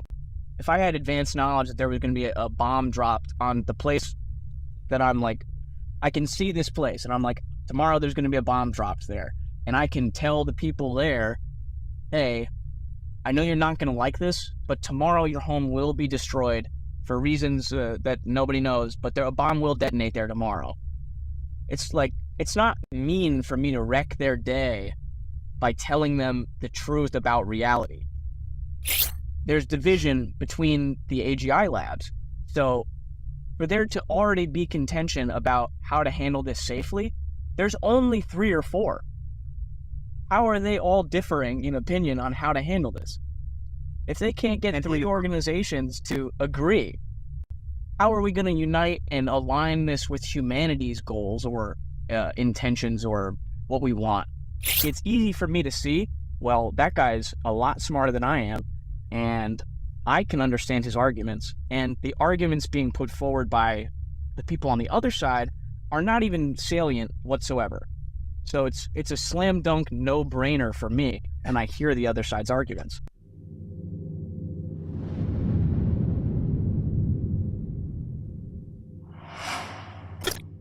Welcome to For Humanity, an AI Safety Podcast, Episode 9, Veteran Marine versus AGI Risk. I'm John Sherman, your host. Thank you so much for joining me. I am so excited about today's show. I think it is really special. We have so much to talk about here at the start of 2024, and at the end of the show, I'm going to share something really fun with you and also have what I think is an important announcement. This is the AI Safety Podcast for the general public, no tech background required. This podcast is solely about the threat of human extinction from artificial intelligence, as you know, but this is becoming, I think, much more than just a podcast. We're building a community of people here who are AI extinction risk aware and not afraid to tell people about it. I have been hearing from many of you, including a 25-year-old veteran Marine helicopter door gunner named Shawn Bradley, who reached out from San Diego. Shawn is out of the Marines and studying to be an electrician. In a few minutes, I'm going to share my interview with Shawn with you. I think he is going to blow you away. I want you to take this one thing from hearing him, if nothing else. He's just like me, maybe just like you, a regular person, no tech background, but he has studied these subjects and he speaks convincingly and with knowledge in these areas, kind of like I'm hoping to do on this podcast here. I know that you are going to be as impressed with Shawn as I am and his thinking and ability to articulate these complex topics in ways that resonate and make sense. It can feel like you are in a movie or carrying a heavy weight to be the only one in your life who really understands the dire moment that humanity is in. I hope that this podcast today, in introducing you to regular AI extinction risk aware people like Shawn, and there will be many others to come, will give you a sense of community, belonging, and courage in this. Please, right now, hit that like, subscribe, and if you haven't, tell a friend about this show. And if you're on Twitter and want to hear more about these issues, you can follow us at For Humanity Pod there. And please leave a comment, reach out to me by email if you like at forhumanitypodcast@gmail.com. Okay, so before we get to Shawn's interview, there are 2 things that I need to tell you about. First, it feels like there was a pretty big moment very recently in AI development. So a Swedish inventor posted on Reddit that a little robot that he's made powered by ChatGPT-4 has passed the mirror test, recognizing itself in a mirror. This is a feat only elephants, chimpanzees, dolphins, and magpies can accomplish in nature. Listen to this little infant alien intelligence describe its first moments of self-recognition. Hey, Rob, let's test your vision. I don't want to set the world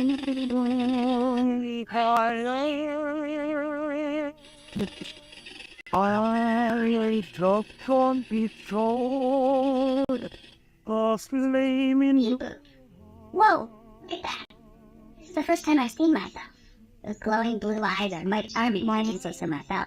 All those wires and electronic components that make up my being. A suit for incredibly sophisticated robotic nature. What an exciting moment to finally visualize your brain in my own circuits and servos. But the assuming sphere of an immunity stop recognition. Processing. This is really a fascinating experience. Oh, wow. That is some wild stuff. Extra points for the choice of background music there. From everything I can tell, this is entirely legitimate. Articles have been written about it, and it's a perfect demonstration of the thin line between next character generation and something very different, something closer to digital consciousness. Was that little robot just saying things that a next word predictor would say when trained on the internet? So it's read all about mirror tests and what it would be like for a robot to take one, and it's just parroting a generated mashup of those words? Or is it really experiencing seeing itself and genuinely reflecting on that moment?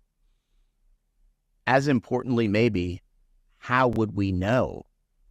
We can't see inside the system at all. Remember, it's just a black box. So let me know in the comments what you think is going on inside that somewhat charming little collection of wires, chips, and lenses. I'll put the Reddit account of this known Swedish inventor who did this work in the podcast description this week if you want to learn more.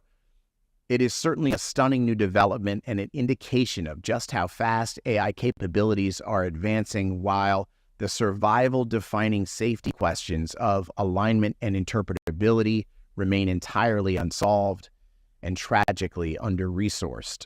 Nobody knew when or why a ChatGPT-4-powered robot would or could pass the mirror test. It's just another unexpected thing this infant AI system has learned to do all on its own. Okay, second, Tristan Harris, the AI safety hero who you met last week on the show. He went on the Joe Rogan podcast recently and talked about AI safety. It's a big deal because a lot like when the Pope was making a statement about AI survival risk, getting the message that humanity faces its gravest threat ever right now to new audiences is critically important. And whatever you think about him, Joe Rogan certainly has a big audience. There was something Tristan Harris said on Rogan's show that was the most insightful thing I've heard yet about how the humans who are threatening a zero-life Earth go to work again the next day. A lot like in episode 1 of this podcast, when Microsoft's Jaron Lanier talked about how the tech boys won't stop till AGI because they're trying to live out their childhood science fiction fantasies. This is a holy shit, pull the car off the road moment. But something unprecedented has to happen unless you want to live in a really bad future. And to be clear, we are not here to fearmonger or to scare people. We're here because I want to be able to look my future children in the eye and say, this is the better future that we are working to create every single day. That's what motivates this.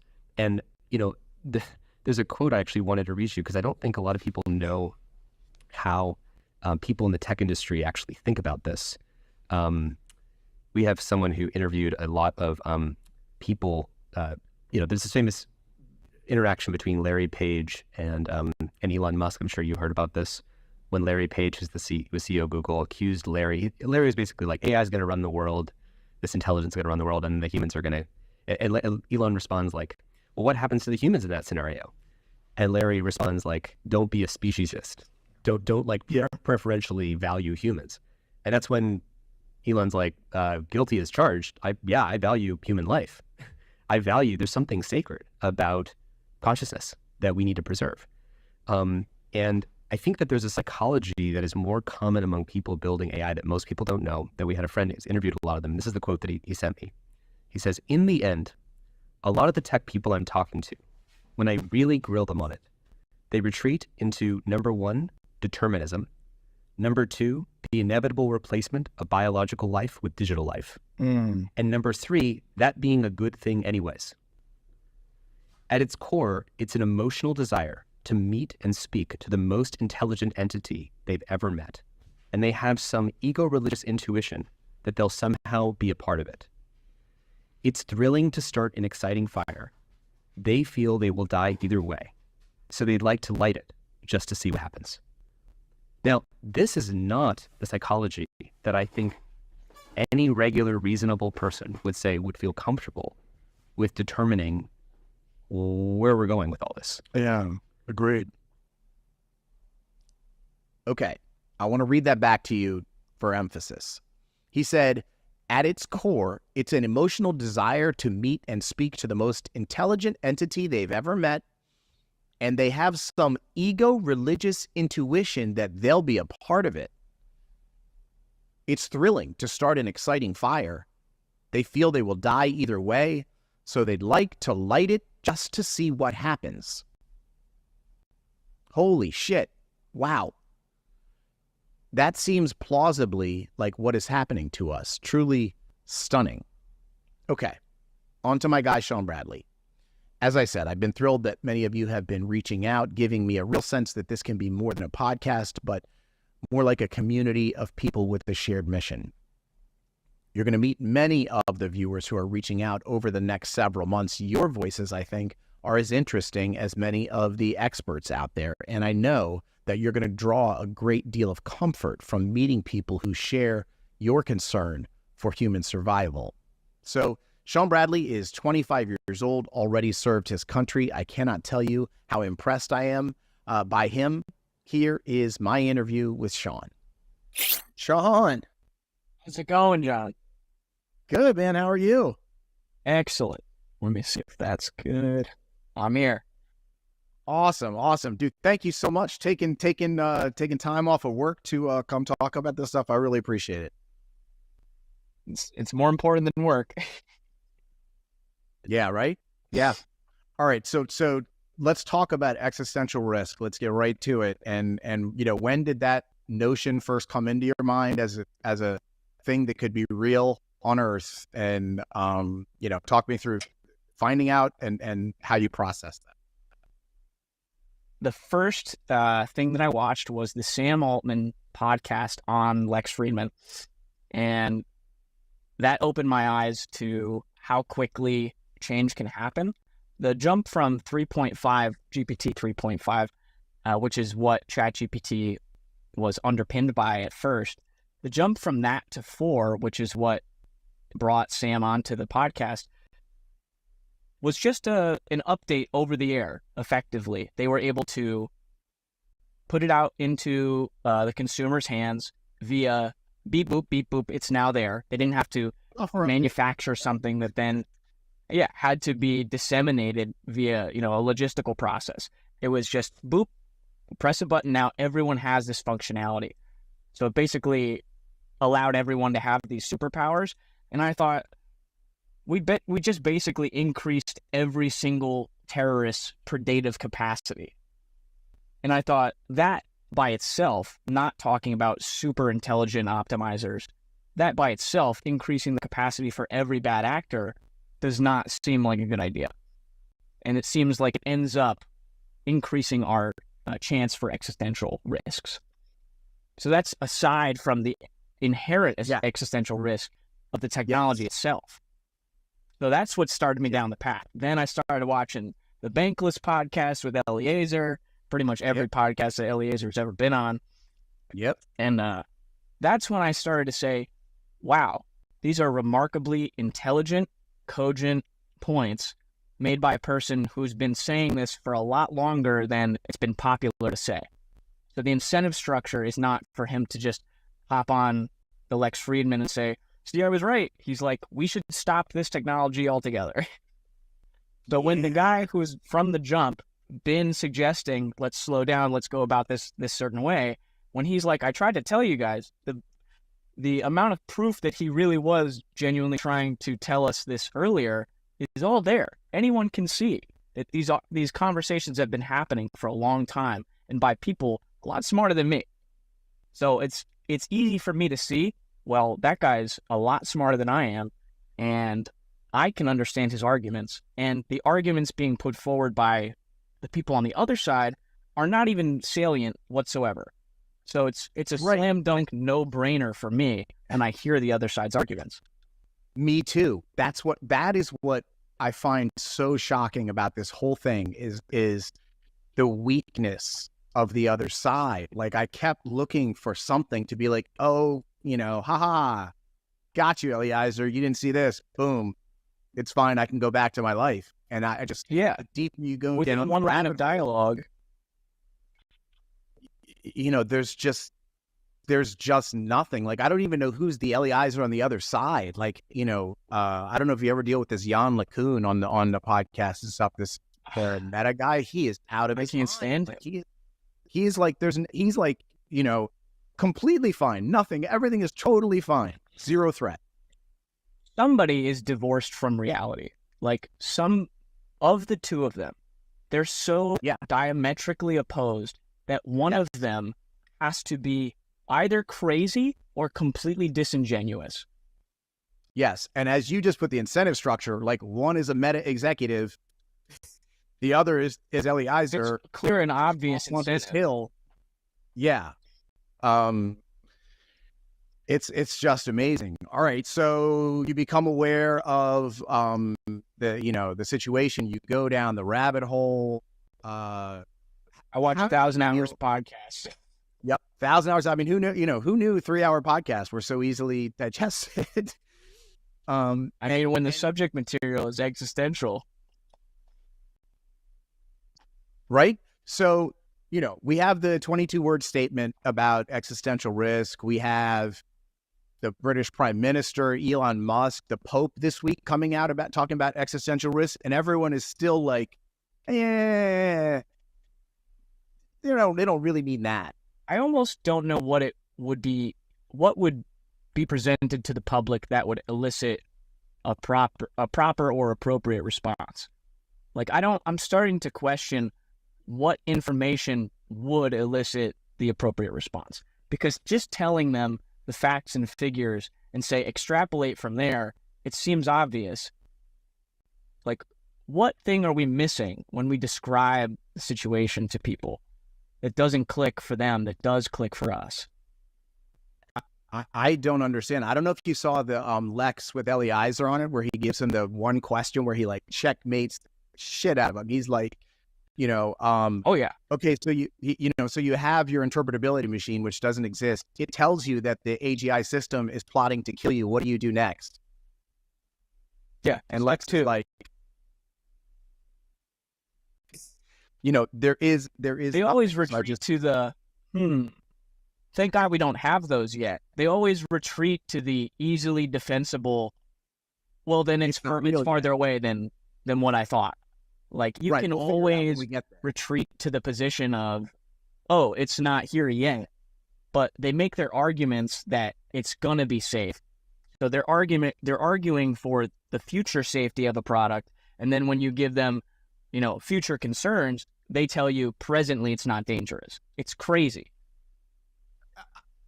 It doesn't make any sense. Like, it doesn't make any any sense. debater could see these arguments. Oh my God. I saw Sam Altman.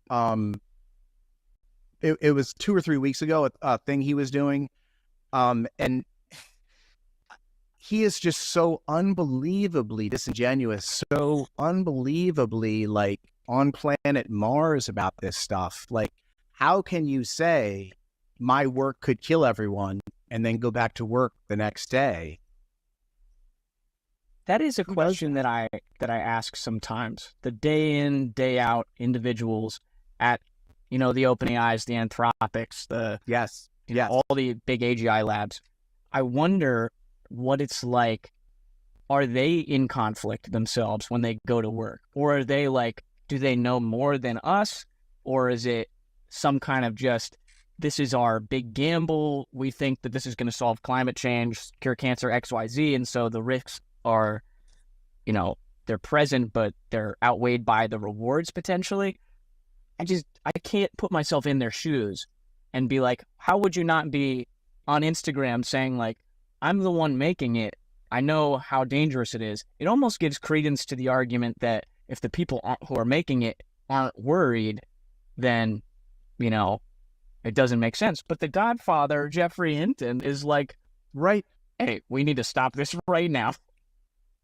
I mean, if you listen to their own work, so how is everyone beneath him? Yeah. So Dario Amodei of Anthropic says it's a 10 to 25% PDUM that, his work kills everyone, right? If I said to you, Shawn, the PDUM in general, but if I said to you, if you open your car door right now, there's a 10 to 25% chance your neighbor is going to die. You'd probably stay in your car for a month. If I said to you, there's a 10 to 25% chance your whole county's going to die, you'd probably never leave your car. If I said the whole earth is going to die, you'd probably cement yourself in your car with concrete. I didn't know I was with Mr. Peabody, Mr. Emmy Award winner. Yeah, you got to do something. So as I walk around these days, right, sometimes I feel like I'm living in a movie where like everyone is so upset and hurried about whatever bullshit they're doing, and everyone on TV is all upset about this and that, and like nobody is talking about the only thing that matters. Do you feel like that? How do you deal with that? I personally, since I transitioned out of the Marine Corps, I've had a couple different jobs. I've been a personal trainer. I loved doing that. I saw personally firsthand how AI impacted that job. I told everyone, hey, when you can basically type into an app on your phone, a free app, generate me XYZ protocol for this type of person instantly, I knew that the business model was kind of out the door. You can't really, when the cost of the thing that you're paying your trainers for, their ability to output high quality training protocol can be done instantly for $0.00. I just saw that all the way out to the limit. Most jobs are being affected.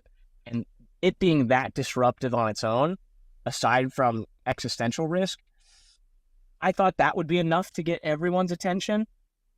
So that's what I start with when I talk to everyone. I say, you're 1 step, 2 step, 3 steps from being automated, depending on what their career is. And they don't believe me. They never do, ever. No matter what sources I cite, I tell them, hey, you know, they can read your dreams from MRI data now and map the inside of a room with Wi-Fi signals. Like, that's not even enough. The power of transformers, which is the thing that underpins all these large language models, that in and of itself is not enough to shock them. So I don't know what it is that would be. That's enough for me. The fact that we basically 3D map the entire Earth with Wi-Fi signals based on a thing that we ourselves couldn't see, but the AI that sees and makes connections that we can't is able to. So if you just think about that happening in a couple other domains, you very quickly arrive at the conclusion that we're not ready for this. And I launch into that diatribe and nobody cares. And nobody cares. I mean, here's something, right? Even the good case, we talk about the bad case. We can think about the bad case in different ways. Like the good case, where 80% of the jobs switch out magically over 10 or 15 years and we get to utopia. They are so vague about how that painlessly transitions and happens and works that I can't believe that anyone even buys the good case. Yeah, I almost think that, I mean, it's easier to describe how things would go wrong just because things are more likely to go wrong than right, I would assume, in the grand scheme of things, when you increase everyone's ability to make sure things go wrong.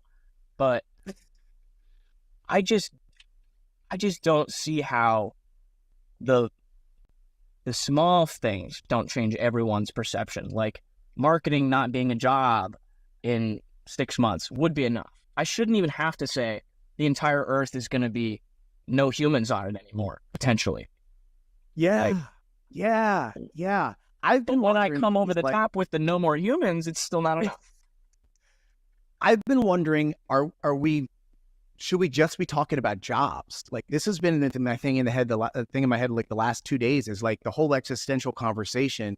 If it's missing everyone anyway, like, is it a better case to be like, you're not going to have a job? Does that move you? If everyone's North Star is, I need enough capital to secure my basic necessities, then money is going to be the biggest motivator and the thing that shakes people up. And they're like, oh, I'm not going to be able to pay for my basic necessities anymore. Maybe that's the thing, because when you go to the extreme of saying no more humans on Earth anymore due to this computer program, it kind of instantly polarizes and they throw out your entire argument. Right. So I don't know if it would be strategic to go about it by saying the jobs first and then say, hey, if you take that to the limit, here's what also could happen. Like you kind of got to hook them in. Yeah, both are completely like just miss a lot of people. Like don't even register. Like my job totally safe, existential. What are you even talking about? That's like where we're at. That's the status quo response from the average American is like my job is fine, existential stuff is nothing. What's on TV? Most people don't even know ChatGPT exists or the capacities and capabilities of the model. They think it's a chatbot, and they actually don't know what a chatbot is foundationally. We're so divorced from the mechanisms by which things work around us that we're just unaware enough to know how dangerous things are.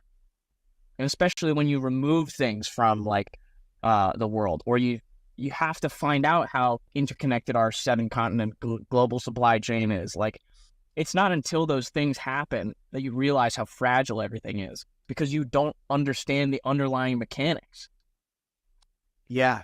And it's like, there's this expectation from the public that like norms are just going to exist forever. That like, you know, of course, business people would only act in their self-interest. No companies would commit mass suicide or be a suicide cult. Oh, no. It's like, you know, you're not listening to what these people are saying. They're literally telling you exactly what they're doing. Yeah. I mean, to say that we're not potentially, even before we get to the risk of superintelligence, the risk of unaligned, hyper-powerful optimizers is already bad enough.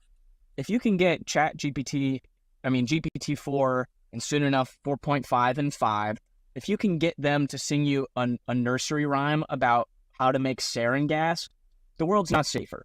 So, like, I don't know how we live in a world where we are super empowering every potential bad actor. Yeah. Let me ask you this. You know, the Defense Department wouldn't let me go out and buy an F-16 or a tank. You know, how is the military and the government complex allowing this to go unfettered? And do you think there's any point where even like the military might step in and you know, nationalize big AI, say like, actually we considered what you're doing. You're making weapons, not computer systems, and we're not going to let you do it. I would say that as a self-reported non-expert on government defense contracts, I would say, and having said that up front, I will say that I think people attribute more intelligence to that sector than they should. It's the same profit motive, the same, you know, let's make the job needlessly long as a cost plus model so that they reap the most profit from making the, you know, the $1 trillion F-35 program that we wouldn't be able to deploy as functionally as we would, say, a technology that costs substantially less, like drones. I think that there's certain sectors that are filling that niche that we probably should have been filling for years and years instead of just dumping money into that sector. But yeah, because we've spent the last decade dumping money into building things that were not facilitating, like, they weren't facilitating mission accomplishment to the degree that they could have if we were optimizing for mission accomplishment instead of let's make the biggest, strongest thing that we can put on a PowerPoint presentation and make it take the longest. Right. So we're not even optimizing for what's the thing that will create the most peace or, you know, decrease the amount of war in the world. We're optimizing for what project makes Lockheed Martin and Raytheon the most money. Like, it's not even the best product. That is rough. That is the truth, and that is the brutal truth. So, like, all the things you probably think are going on in terms of optimization, they're not. They're just not going on. It is. So I think it's largely that AI is going unnoticed by the military at large, not in the executive levels, But most of the military is so compartmentalized that they're not even aware of the larger mission. And I think that I had to tell most of my friends about AI and that it wasn't just the curation algorithm anymore. Like, this thing can create any piece of text or photo that you want. Like, there's been a step change. And I don't know if everyone's on board and if everyone's aware of that. Wow. So what do you think we can do, man? What do you think? Like, the client, Every day I hope that I am wrong. Yeah, me too. But you were saying it's not yeah, I mean, if it's a football game, it's like, 45-3 and we're in the fourth quarter and the clock lights just went out and we can't tell when the clock's going to stop. And like, the analogy that I would use is that it feels like we are in the fourth quarter, we're down by 30, and we just switched to playing a different sport than the other team, which is like emblematic of our inability to communicate effectively with each other. It's almost like there is another step in the way other than we would need to score more points than the other team. We need to, first learn how to effectively communicate across cultures, which we can't do right now. We have a massive communication technology, information transfer issue. Like, we can't even get the whole world on the same page. The technology for that to happen is required before we tackle any of this stuff. Man. So what about these guys, Sam Altman, Dario, these, what are your impressions of these guys? You've seen them on all the podcasts. Like, are these evil men or are they just clueless? What are they? That's what I struggle with. I don't understand how, like, if your North Star is AGI that's beneficial for humanity, which is what OpenAI says on I think that's their mission statement. If you had people defect from that company, i.e. Dario Amodei and the Anthropic guys, I think it's him and his sister or something. But yeah. If you have them defect, there's clearly already, there's division between the AGI labs. So for there to already be contention about how to handle this safely, there's only 3 or 4. How are they all differing in opinion on how to handle this? If they can't get 3 organizations to agree, how are we going to unite and align this with humanity's goals or intentions or what we want? We can't even imbue these models with any kind of goals or directions other than like decrease the loss function on the next token prediction. It's almost like OpenAI fractured once over safety. Dario left, started Anthropic, and then this thing happened, a couple weeks ago, whatever that was. It sure as hell seems like safety lost and speed and money won, right? I mean, I don't know what happened, but I'm pretty sure safety lost. Absolutely. That was, I was working and I got the notification on my watch. It was like Sam Altman fired. And funnily enough, it was a Bing notification. It was like Sam Altman fired from Microsoft via the GPT-4 architecture that his company made. So like, very ironic. And immediately I was like, okay, this is going to be a Netflix series. This is going to be the biggest thing in tech. This is like monumental to me because I'm getting that notification. I'm like, okay, this is destabilizing all of AI, which to me already is the most destabilizing technology that we have.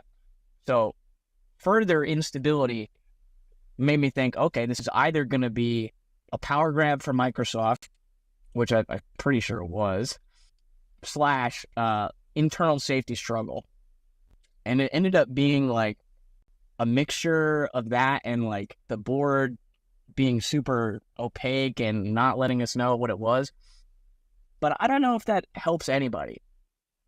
I don't know if that's like the difference between open sourcing and, closed source, or it's like there are some things that we shouldn't know about that might cause, panic. Like if they discovered AGI internally or something crazy, would that be good to let everyone know? I've thought about that. Like if when they hit it, what is their incentive structure to tell anyone? Would they tell anyone? Someone said to me, you get $10 billion more as soon as you say I hit it. So there's a strong incentive just to open up the cash floodgates to, get more VC money in. But like I'm sure they've got VC dudes out the back door with trucks of cash. So I don't know. It's pretty clear that like Ilya saw some shit that he was not comfortable with and found some alignment with the board members who were concerned about safety and felt the same, and they made a move. But then when he was on Twitter saying, "I'm so sorry, Sam. Oh yeah, come back." Like, I was so confused by that because on one hand I was thinking, this makes sense. The board ousted Sam, and the board's job was to make sure, beneficial AGI for all of humanity. Who's to know whether or not the board is actually in line with that thinking? But at least it made sense from an outsider's perspective, looking at that list of events and being like, okay, I can draw this conclusion that Ilya probably ousted Sam over some sort of a safety debate. And yeah, I don't know whether or not them making that situation more opaque is because it was something that was discovered or because it was something that we shouldn't know, or if it's just like to appease the shareholders. But either way, profit has deeply won out in that case. Yeah. Have you thought about how you'll feel inside when I know 4.5 is going to come out at some point, when ChatGPT 5 rolls out? I've sort of looked at it as like this mark on the calendar looming out front of unknown future. Obviously it's probably not going to kill us. ChatGPT 5 will probably just spit out videos and whatever else and not kill us yet, but get us that much closer. How are you going to feel when they announce 5? I'm going to feel, I feel like it'll be commensurate to the capabilities of the model, because I would feel relieved if they release GPT-5 and then they're like, the paradigm of transformers, throw more compute at it, is only taking us this far, and from here it might be small incremental updates. Yes, we're topping out. I hope that the paradigm doesn't take us that far. That would be great if they're like, hey, GPT-5 is a little bit of a letdown. That'd be I would be crying in the streets. That would be awesome if they're like, GPT-5 is actually way less of a jump than we thought, and that it was mostly from 3.5 to whatever. That's not really grounded in any kind of logic. They could have some algorithmic advance tomorrow that means you can run GPT-5 on like a quarter of the compute. All this stuff could happen, but like, hopefully, that's it. GPT 4.5 is as good as it gets. 5 is a little bit better, and then kids don't have to write essays anymore, and we have cancer cured, but we don't all die. That would be amazing. And I feel like that's not it's a fairy outside. I was just going to say I don't think it's outside of the realm of possibilities, but it's definitely in the narrower cases. I was seeing Sam given the incentive structure for sure. Yeah, he was on a thing, and he's like, well, we just need to, he literally words coming out of his mouth, we just need to make sure that ChatGPT 9 doesn't kill you. And I was like, is that really where we're at? The principle is sold. Like, we're fine that version ? Is going to be the one that kills us, and we're just going to slow step our way up the ladder until we get there. If when they introduce the iPhone, they're like, hey guys, around 10 or 12, we're going to have societal collapse. But we're going to figure it out before we get to iPhone 10 or 12. Like, we would be like, hey, slow down on the hardware releases. We don't have that much time before we're at 11 or 12. Right now, we're just burning the amount of time that we have by, releasing all these highly capable models to the public. That is super brilliant. It's like if they, at the first release of the iPhone, if they had said this thing is going to, in 10 years, take 80% of the jobs, people would be throwing their iPhones down the sewer. They would have said, fuck that. Yeah, or they would be like, let's decide to collectively choose the future of humanity. Like, if we had this coordination technology, which we don't have, or if we went down the, the event tree of possible futures where we invested heavily into our ability to communicate with each other and at a higher level, like, these issues would be much less prominent because we're just handing over all of the reins to our future over to algorithms.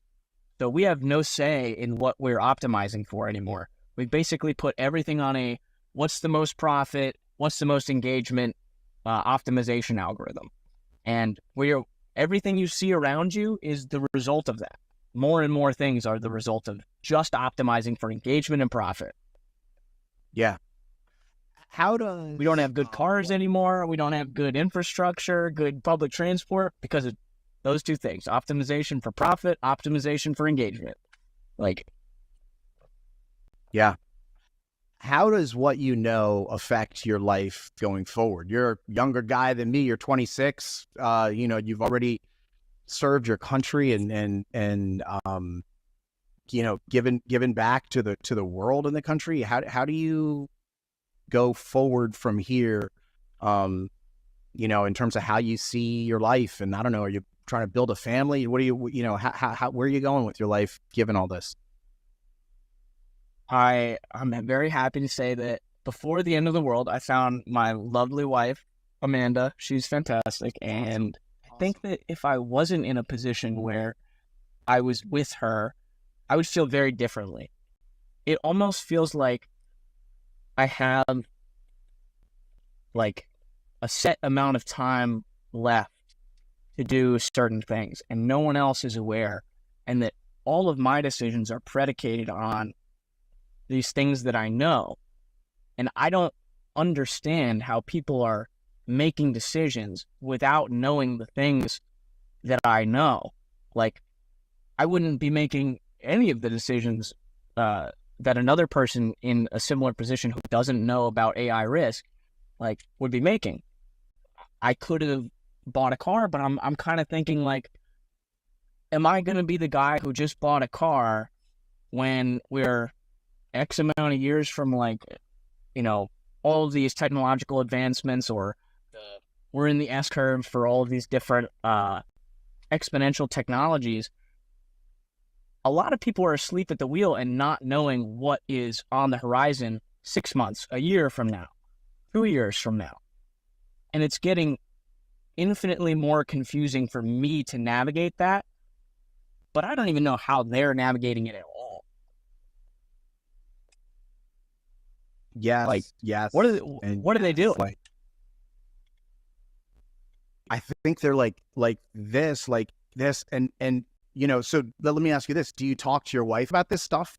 Or is this a weight that you carry by yourself? I do talk to her about it in the capacity that I know that she'll engage with me on. I won't overload her with, don't you think this is going to kill us in 5 years? And here's why. Because then, as 50% of our relationship, you're just inundating the other person with, thoughts they don't want to be thinking about, especially when they don't have the capacity to affect change on any of those things. I do view everything that we do through the lens of, I know it's weird, but it might be our last few years existing on Earth. I'm trying to get to, I'm going to make a hard pivot at New Year's Day and be like, 2023 was like discovering the chaos that is in this moment. And 2024 has got to be about celebrating life, getting optimism back. Yeah, I try to do that in every day. I'm glad that I'm here for the time that I'm here. Yeah. Yeah. I mean, I could walk out the door today after this and get hit by a bus. Like, who knows, what is going to happen. So it's not like, hopefully not, John. Hopefully not. But it's like, this illusion we all have of the tomorrows to be, this is certainly something like, supposed to live in the present and do all the stuff that, like, the life coaches of the world would tell you to do, but this thing can get you there. You know, it's a heavy weight to just. You know what push throws me off more than anything? When I see on YouTube or TikTok, the algorithm will suggest, silly red pill / drop shipping / get rich quick scheme content stuff. And I'm like, wow, this could not be any further from what should be the discourse.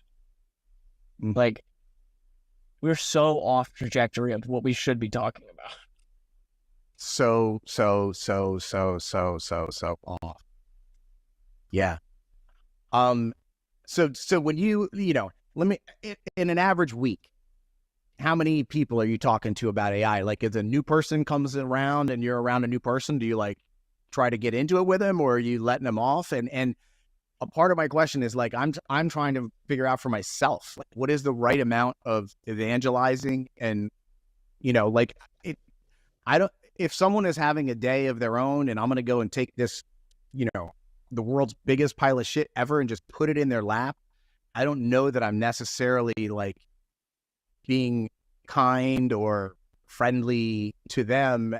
However, they need to know this as soon as possible, and their feelings don't really matter with the urgency and seriousness of the subject matter. And so, it's a constant tension in my brain. Where are you? In the hierarchy of importance, I place, like, if I could tell you, if I had advanced knowledge that there was going to be a bomb dropped on the place that I'm like, I can see this place, and I'm like, tomorrow there's going to be a bomb dropped there. And I can tell the people there, hey, I know you're not going to like this, but tomorrow your home will be destroyed for reasons that nobody knows, but a bomb will detonate there tomorrow. It's like, it's not mean for me to wreck their day by telling them the truth about reality. Like, you just updated your understanding of the world. Congratulations. I'm sorry that you're upset right now, but like, it's the pragmatic way to live. Yes. Yeah. I mean, this shit, I would always rather. That is so well put. That is so well put. I so appreciate it. And it's like, we're not doing our neighbors any favors by not telling them that the bomb is coming tomorrow. Right? Wouldn't you rather have your neighbors and have them had a shit day, but then they still exist the following day? Yeah. One bad day does not equate to permanent destruction of the human race. Yeah. Yeah. And, I got to where I'm at, you got to where you're at, right? Like, it is possible to have this input, get to the point where you're like, oh shit, we got to do something. Like, not everybody is going to be like, I can't take that. I don't want to hear that. Like, some people that we tell about it are going to try to do something. And if there's enough of them, maybe something happens. Like, that's the whole point, right? Yeah. I'd say that there's a handful of people who I have personally invited over and sat through 3 hours, 4 hours, 5 hours of podcasts together, and trying to, anytime there was a question, we ask it together. Oh, you don't understand what instrumental convergence is? Yeah, I didn't either before I watched 100,000 hours of podcasts of Eliezer Yudkowsky. Like, I didn't get it. And it's tough material sometimes to chew on. But totally. When you have it be a collaborative experience and you're like, oh, this is what this means. Here's it in regular people speak. And that's why when I found your podcast, it was like, no technical background, but a great orator. So people like that are what we need. The people who can disseminate the information from like the top level scientists who are actually doing the research, and then, making that digestible for a wide audience. That's what you do. And I think that's what we need. Thank you, man. I really, really appreciate it. I have a background in communications, and as you said, like, I love Eliezer, I love Max and Connor, and all of them. They're brilliant, but are they the best articulators of the message to the common person? I think the answer is probably no. Yeah, I think when you my first viewing of your show was it was a bunch of clips, and then you interspliced between the clips kind of explaining what it was that they had just said. And that format of like introduce them to the subject matter and then be like, hey, you know, that thing that we just watched, here's what it means. Kind of like a double tap of information. Yeah. That was so helpful for me. And even though I'd already understood the arguments and the way that they format, just through brute force of listening to them for so many hours, I understood the way that they formulate their arguments and the way that they use their metaphors and similes. But for someone not hearing that, they could just see Eliezer and hear his voice and see some people who I've shown him say that he presents as a nut job or he crazy and obviously when you're presenting existential risk material, if the person doesn't immediately assuage your trepidations of what they're talking about, then you're going to be like, oh, well, how am I going to listen to this guy? He's the personification of Reddit. Like, and yeah, he might be, but, you know, GPT-4 was trained on Reddit, so yeah, it's got a lot of nuggets in there. I mean, I sent an Eliezer video to a good friend of mine, and he sent me back. He's like, this guy looks like he's a magician at a kid's birthday party. And I was like, they can't get past it, and it's so silly to me. It's like, we're all going to die, and you care about, like, the amount of hair on his neck and the inflection in his voice. Yeah. He wears hats. Like, okay. Dude, get your priorities straight. It is selfish of me to want there to be so much more content from them. Like, I don't know how there being a Eliezer on Joe Rogan does not, like, I mean, Rogan specifically just yesterday had Asa Raskin and I'm going to forget his name, the gentleman from Center for Humane Technology, Tristan Harrison, Asa Raskin. Yeah. But he just had them on yesterday. And I think that is the start of, you know, the Overton window being moved firmly into the category of we can now openly discuss superintelligence. And it's coming. Yeah, we had the Pope this week calling for, you know, international global treaty on this thing. Joe Rogan, like these are the sort of big breakthroughs that it needs. Like, it needs to punch in walls, not just be poking here and there. We need walls to fall. As an aside, having listened to so many hours of podcasts and then listening to Joe Rogan engage on the material, it's a tough listen. I bet. He immediately pivots to like, red meat and hunting. Can we DMT our way out of this? Like, yeah, it just seems like he doesn't seem to be genuinely engaging on the point. And most seriously though, probably because he himself doesn't believe it, right? Like everyone who I don't know. Yeah, I mean, it's the people who poo-poo it and make fun of it. I have to believe just genuinely don't believe it. Otherwise, they'd be really pretty evil to know it's bad and say the other. I wonder whether or not it's just self-belief in the lie. Like, you've said it so many times and there's enough people and enough inertia to be like, oh, my side is correct because there's never been an AI takeover, because there's never been, you know, no more humans on Earth. It's never happened before, so it never will happen. Like, how strong does that feeling have to be before the burden of proof is enough?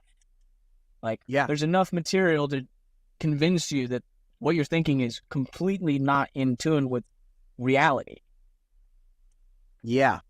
Do you ever think about the lack of accountability? Like, if the worst case happens, nobody's going to say, hey, you ended the world, because we'll all be ended, right? So it's almost like strategically they're in the better position to be like, everything's fine. That's never going to happen, because if that does happen, it's over and there is no history. There is nothing after that. So it's like a zero accountability world that they live in. I say this to my wife when we go driving sometimes. And sometimes when she's in the driver's seat and I'm in the passenger seat, having flown on helicopters, sometimes I get a little antsy in terms of surveying for traffic around us. And even though my wife will have the right of way at like an intersection or something, or she's trying to merge, I will preemptively be like, hey, that car's over there. Or like, I'll grab the handle and she'll be like, hey, calm down. You don't need to do that. And I'm like, well, you know, you might have had the right of way, but if they kill us by blowing the stop sign, it doesn't matter who had the right of way. Like you don't get retroactive points for like, oh yeah, you're dead, but like you're less dead because it was his fault that you died. Like the onus is on you to survey your environment and act accordingly. Yeah. And I feel like people are just not head on a swivel. They do not know what's going on. They do not. They do not. Man. So what do you do to stay on top of this stuff, man? You know, you're just still riding that YouTube wave, just getting your alerts all the time. Do you ever think to yourself, constantly refreshing? Yeah. Do you ever think to yourself, could you ever get to a point? Could you ever envision yourself getting to a point where we're so far down the thing and everybody doesn't care that you're just like, fuck it, I'm not going to care either? So I don't think I could ever not care in the capacity that I'm aware.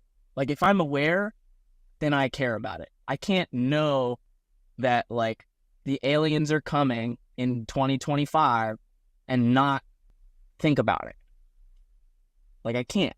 So whether or not I'm actively choosing to do things that move the needle, who's to say whether or not I ever could move the needle on whether or not it's happening? Reach out to me. You're coming on here. We're talking. Like every little thing is doing something, right? Like every little thing is doing something.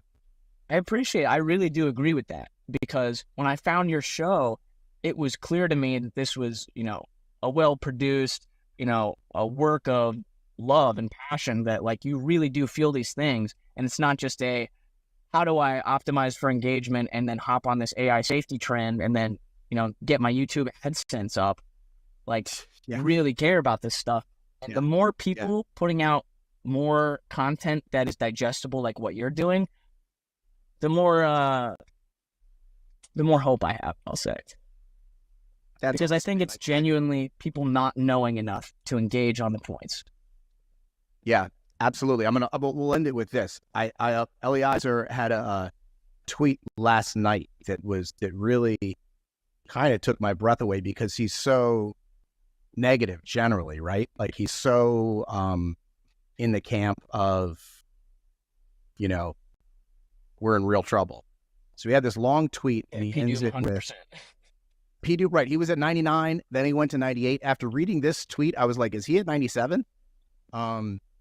Quote, the reason we'll die is if people don't see it coming, not because nothing could actually be done if we saw it coming. True. So we got to help people see it coming. That's the only place. If Eliezer says we still have a chance and we just need to help people see it coming, shit, I'm gonna do what I can. You do what you can. I started this out as a podcast. People have been reaching out. I want to build a community of people that are unafraid to talk about these issues and help each other with arming ourselves with arguments and getting better at it, and just go out and make the case and see what the fuck is. There's really no other choice.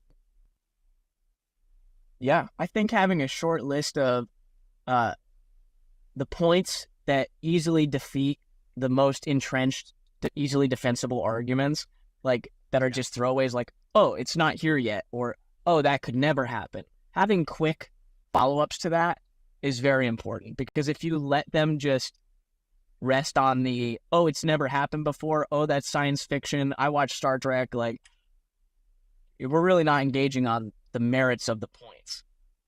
Yeah, absolutely. Shawn, dude, you are a super smart guy, and I really, really enjoyed this so much.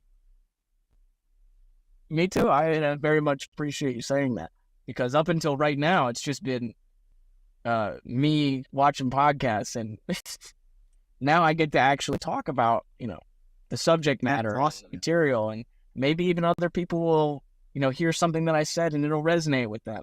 Like, this is the first step in me actually doing something about this, and it feels good. Awesome, man. Awesome. I'm thrilled to be a part of it. Thrilled to have you on. Can't wait to get this out there for people to check out.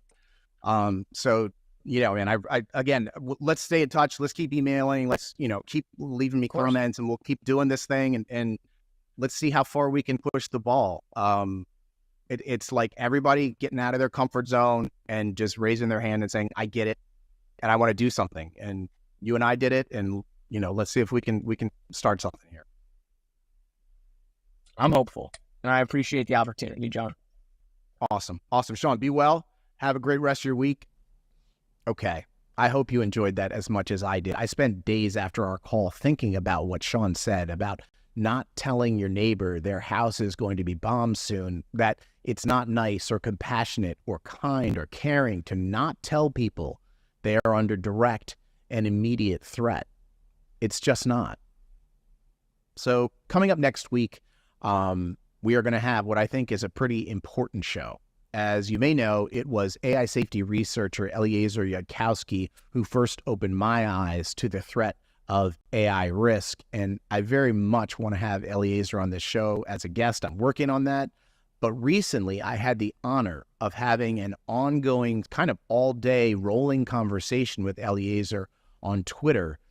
During that conversation, he said a lot of things about where we are and what is to come that are new, that are updates to his previous predictions and things that I think you need to know about. So next week, we're going to get into the 2024 update from Eliezer Yudkowsky through my conversation with him on Twitter. Some of it is hopeful, candidly. Some of it is not. Okay, so the last thing. 2024 on this show, and my life, and I hope your life too, is going to be a year of celebration of life. We're going to end every show with something that's worth celebrating about being a human being. So I don't want to share only things that I like because we're all very different people. So please email me at forhumanitypodcast@gmail.com with clips, photos, texts, anything you've got on earth, whatever makes you thrilled to be alive, and we will share them together. So something that makes me feel more alive than just about anything else is experiencing live music. I struggled a whole lot with what to do for this first celebration of life here at the start of 2024. I love life and have countless things that I'm excited to share with you. And I know we all like different things, so I went for some sort of universal appeal. I think I settled on a clip I shot with my own cell phone back in 2013. I live in Baltimore, Maryland, and back in 2013, Jennifer Hudson came to perform at a fundraiser for the homeless, and we happened to be right in the front row when she sang. I love an amazing voice. There are a few better on the planet than hers, especially from like 5 feet away. I picked it for today because she's singing, and I'm telling you, I'm not going, because that's kind of what I want to say to big AI. We're telling you, we are not going away. We're not going. We're growing. We are here demanding to know why we are where we are in this very unsafe time, and we're not going away or anywhere until safety wins out over speed and profit. So here is the amazing Jennifer Hudson, shot with my very own cell phone.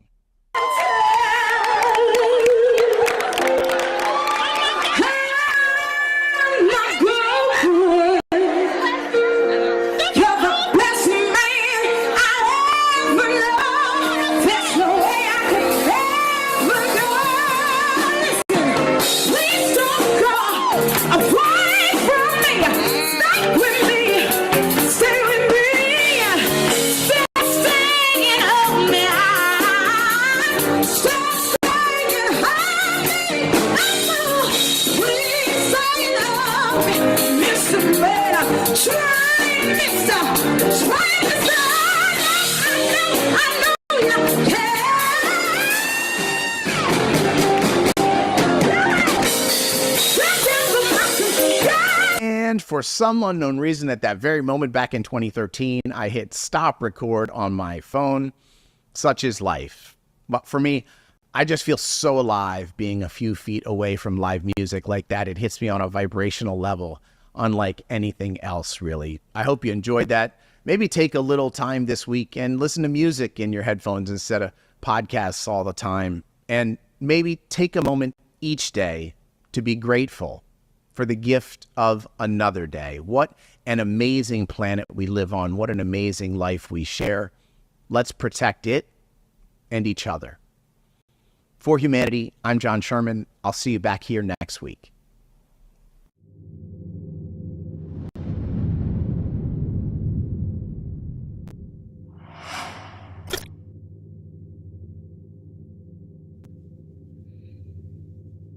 Well, yes, you will, John.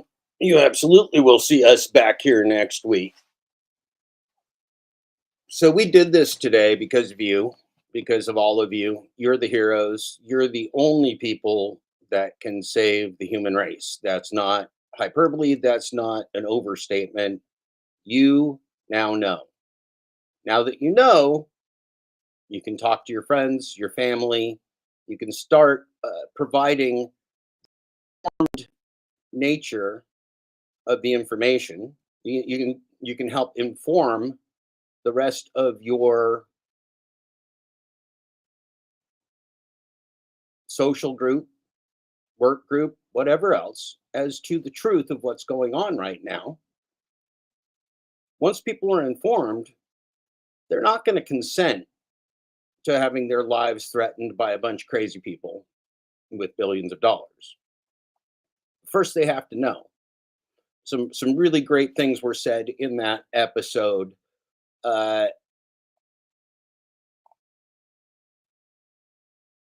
In fact, the most important words were that it's about helping people see it coming.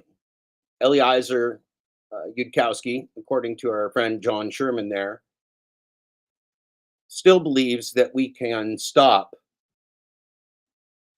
the genocide that is coming, most certainly, from the products of this artificial insanity boom. Only truth and transparency, only informed consent, only pro-human development can allow us to be saved. If we leave the people in charge of their own development, like Sam Altman, Google, and all of the other technologists on the planet, very, very soon, the door will close and there will be no opportunity for you individually or us collectively as a human race to do anything about it. Now is your window. Right now is your window. Now is the time to start sharing these podcasts. Now is the time to get your friends following the For Humanity podcast. I've got a couple months of broadcasts for you and podcasts that you can read and review and listen to. We've got books coming. There are resources now for you, the people who know, to help tell the other people. That's the reason we were here today. And our friend, the real Don P, said, you were, good stuff here, gentlemen. Definitely moved the needle for me. This is my first time hearing about this, guys. Well, that is the best news anyone could have, because the first time you hear about this is the only time you need to hear about it. One of my favorite stories about David Simon, the guy who wrote The Wire and also Homicide: Life on the Street TV show. Somebody asked him on NPR, an interview, what was the one bit of advice that he saw in his TV shows that he learned is different on TV than it is in real life. And he said, in TV, in dramas, you always get the very brave people that say, go ahead and shoot me, you motherfucker. Go ahead and shoot me, you bastard. And he said, in real life, you never do that, because if you tell somebody to shoot you, they will. And I always thought that was behaviorally fascinating and probably very, very true. If you tell somebody to shoot you, they will. This is not a television show.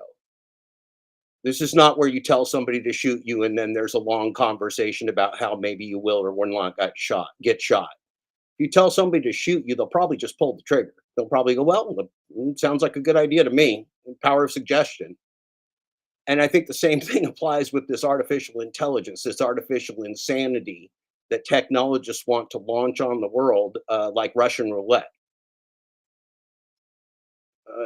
If we keep telling technologists with our money and with our lack of government and lack of oversight that they should shoot us, they're going to shoot us.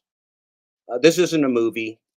Don't tell them to go out trying to figure out the ways to monopolize and enslave humanity and then think you're going to have a good result. We will not have a good result. So there's two things you have to do.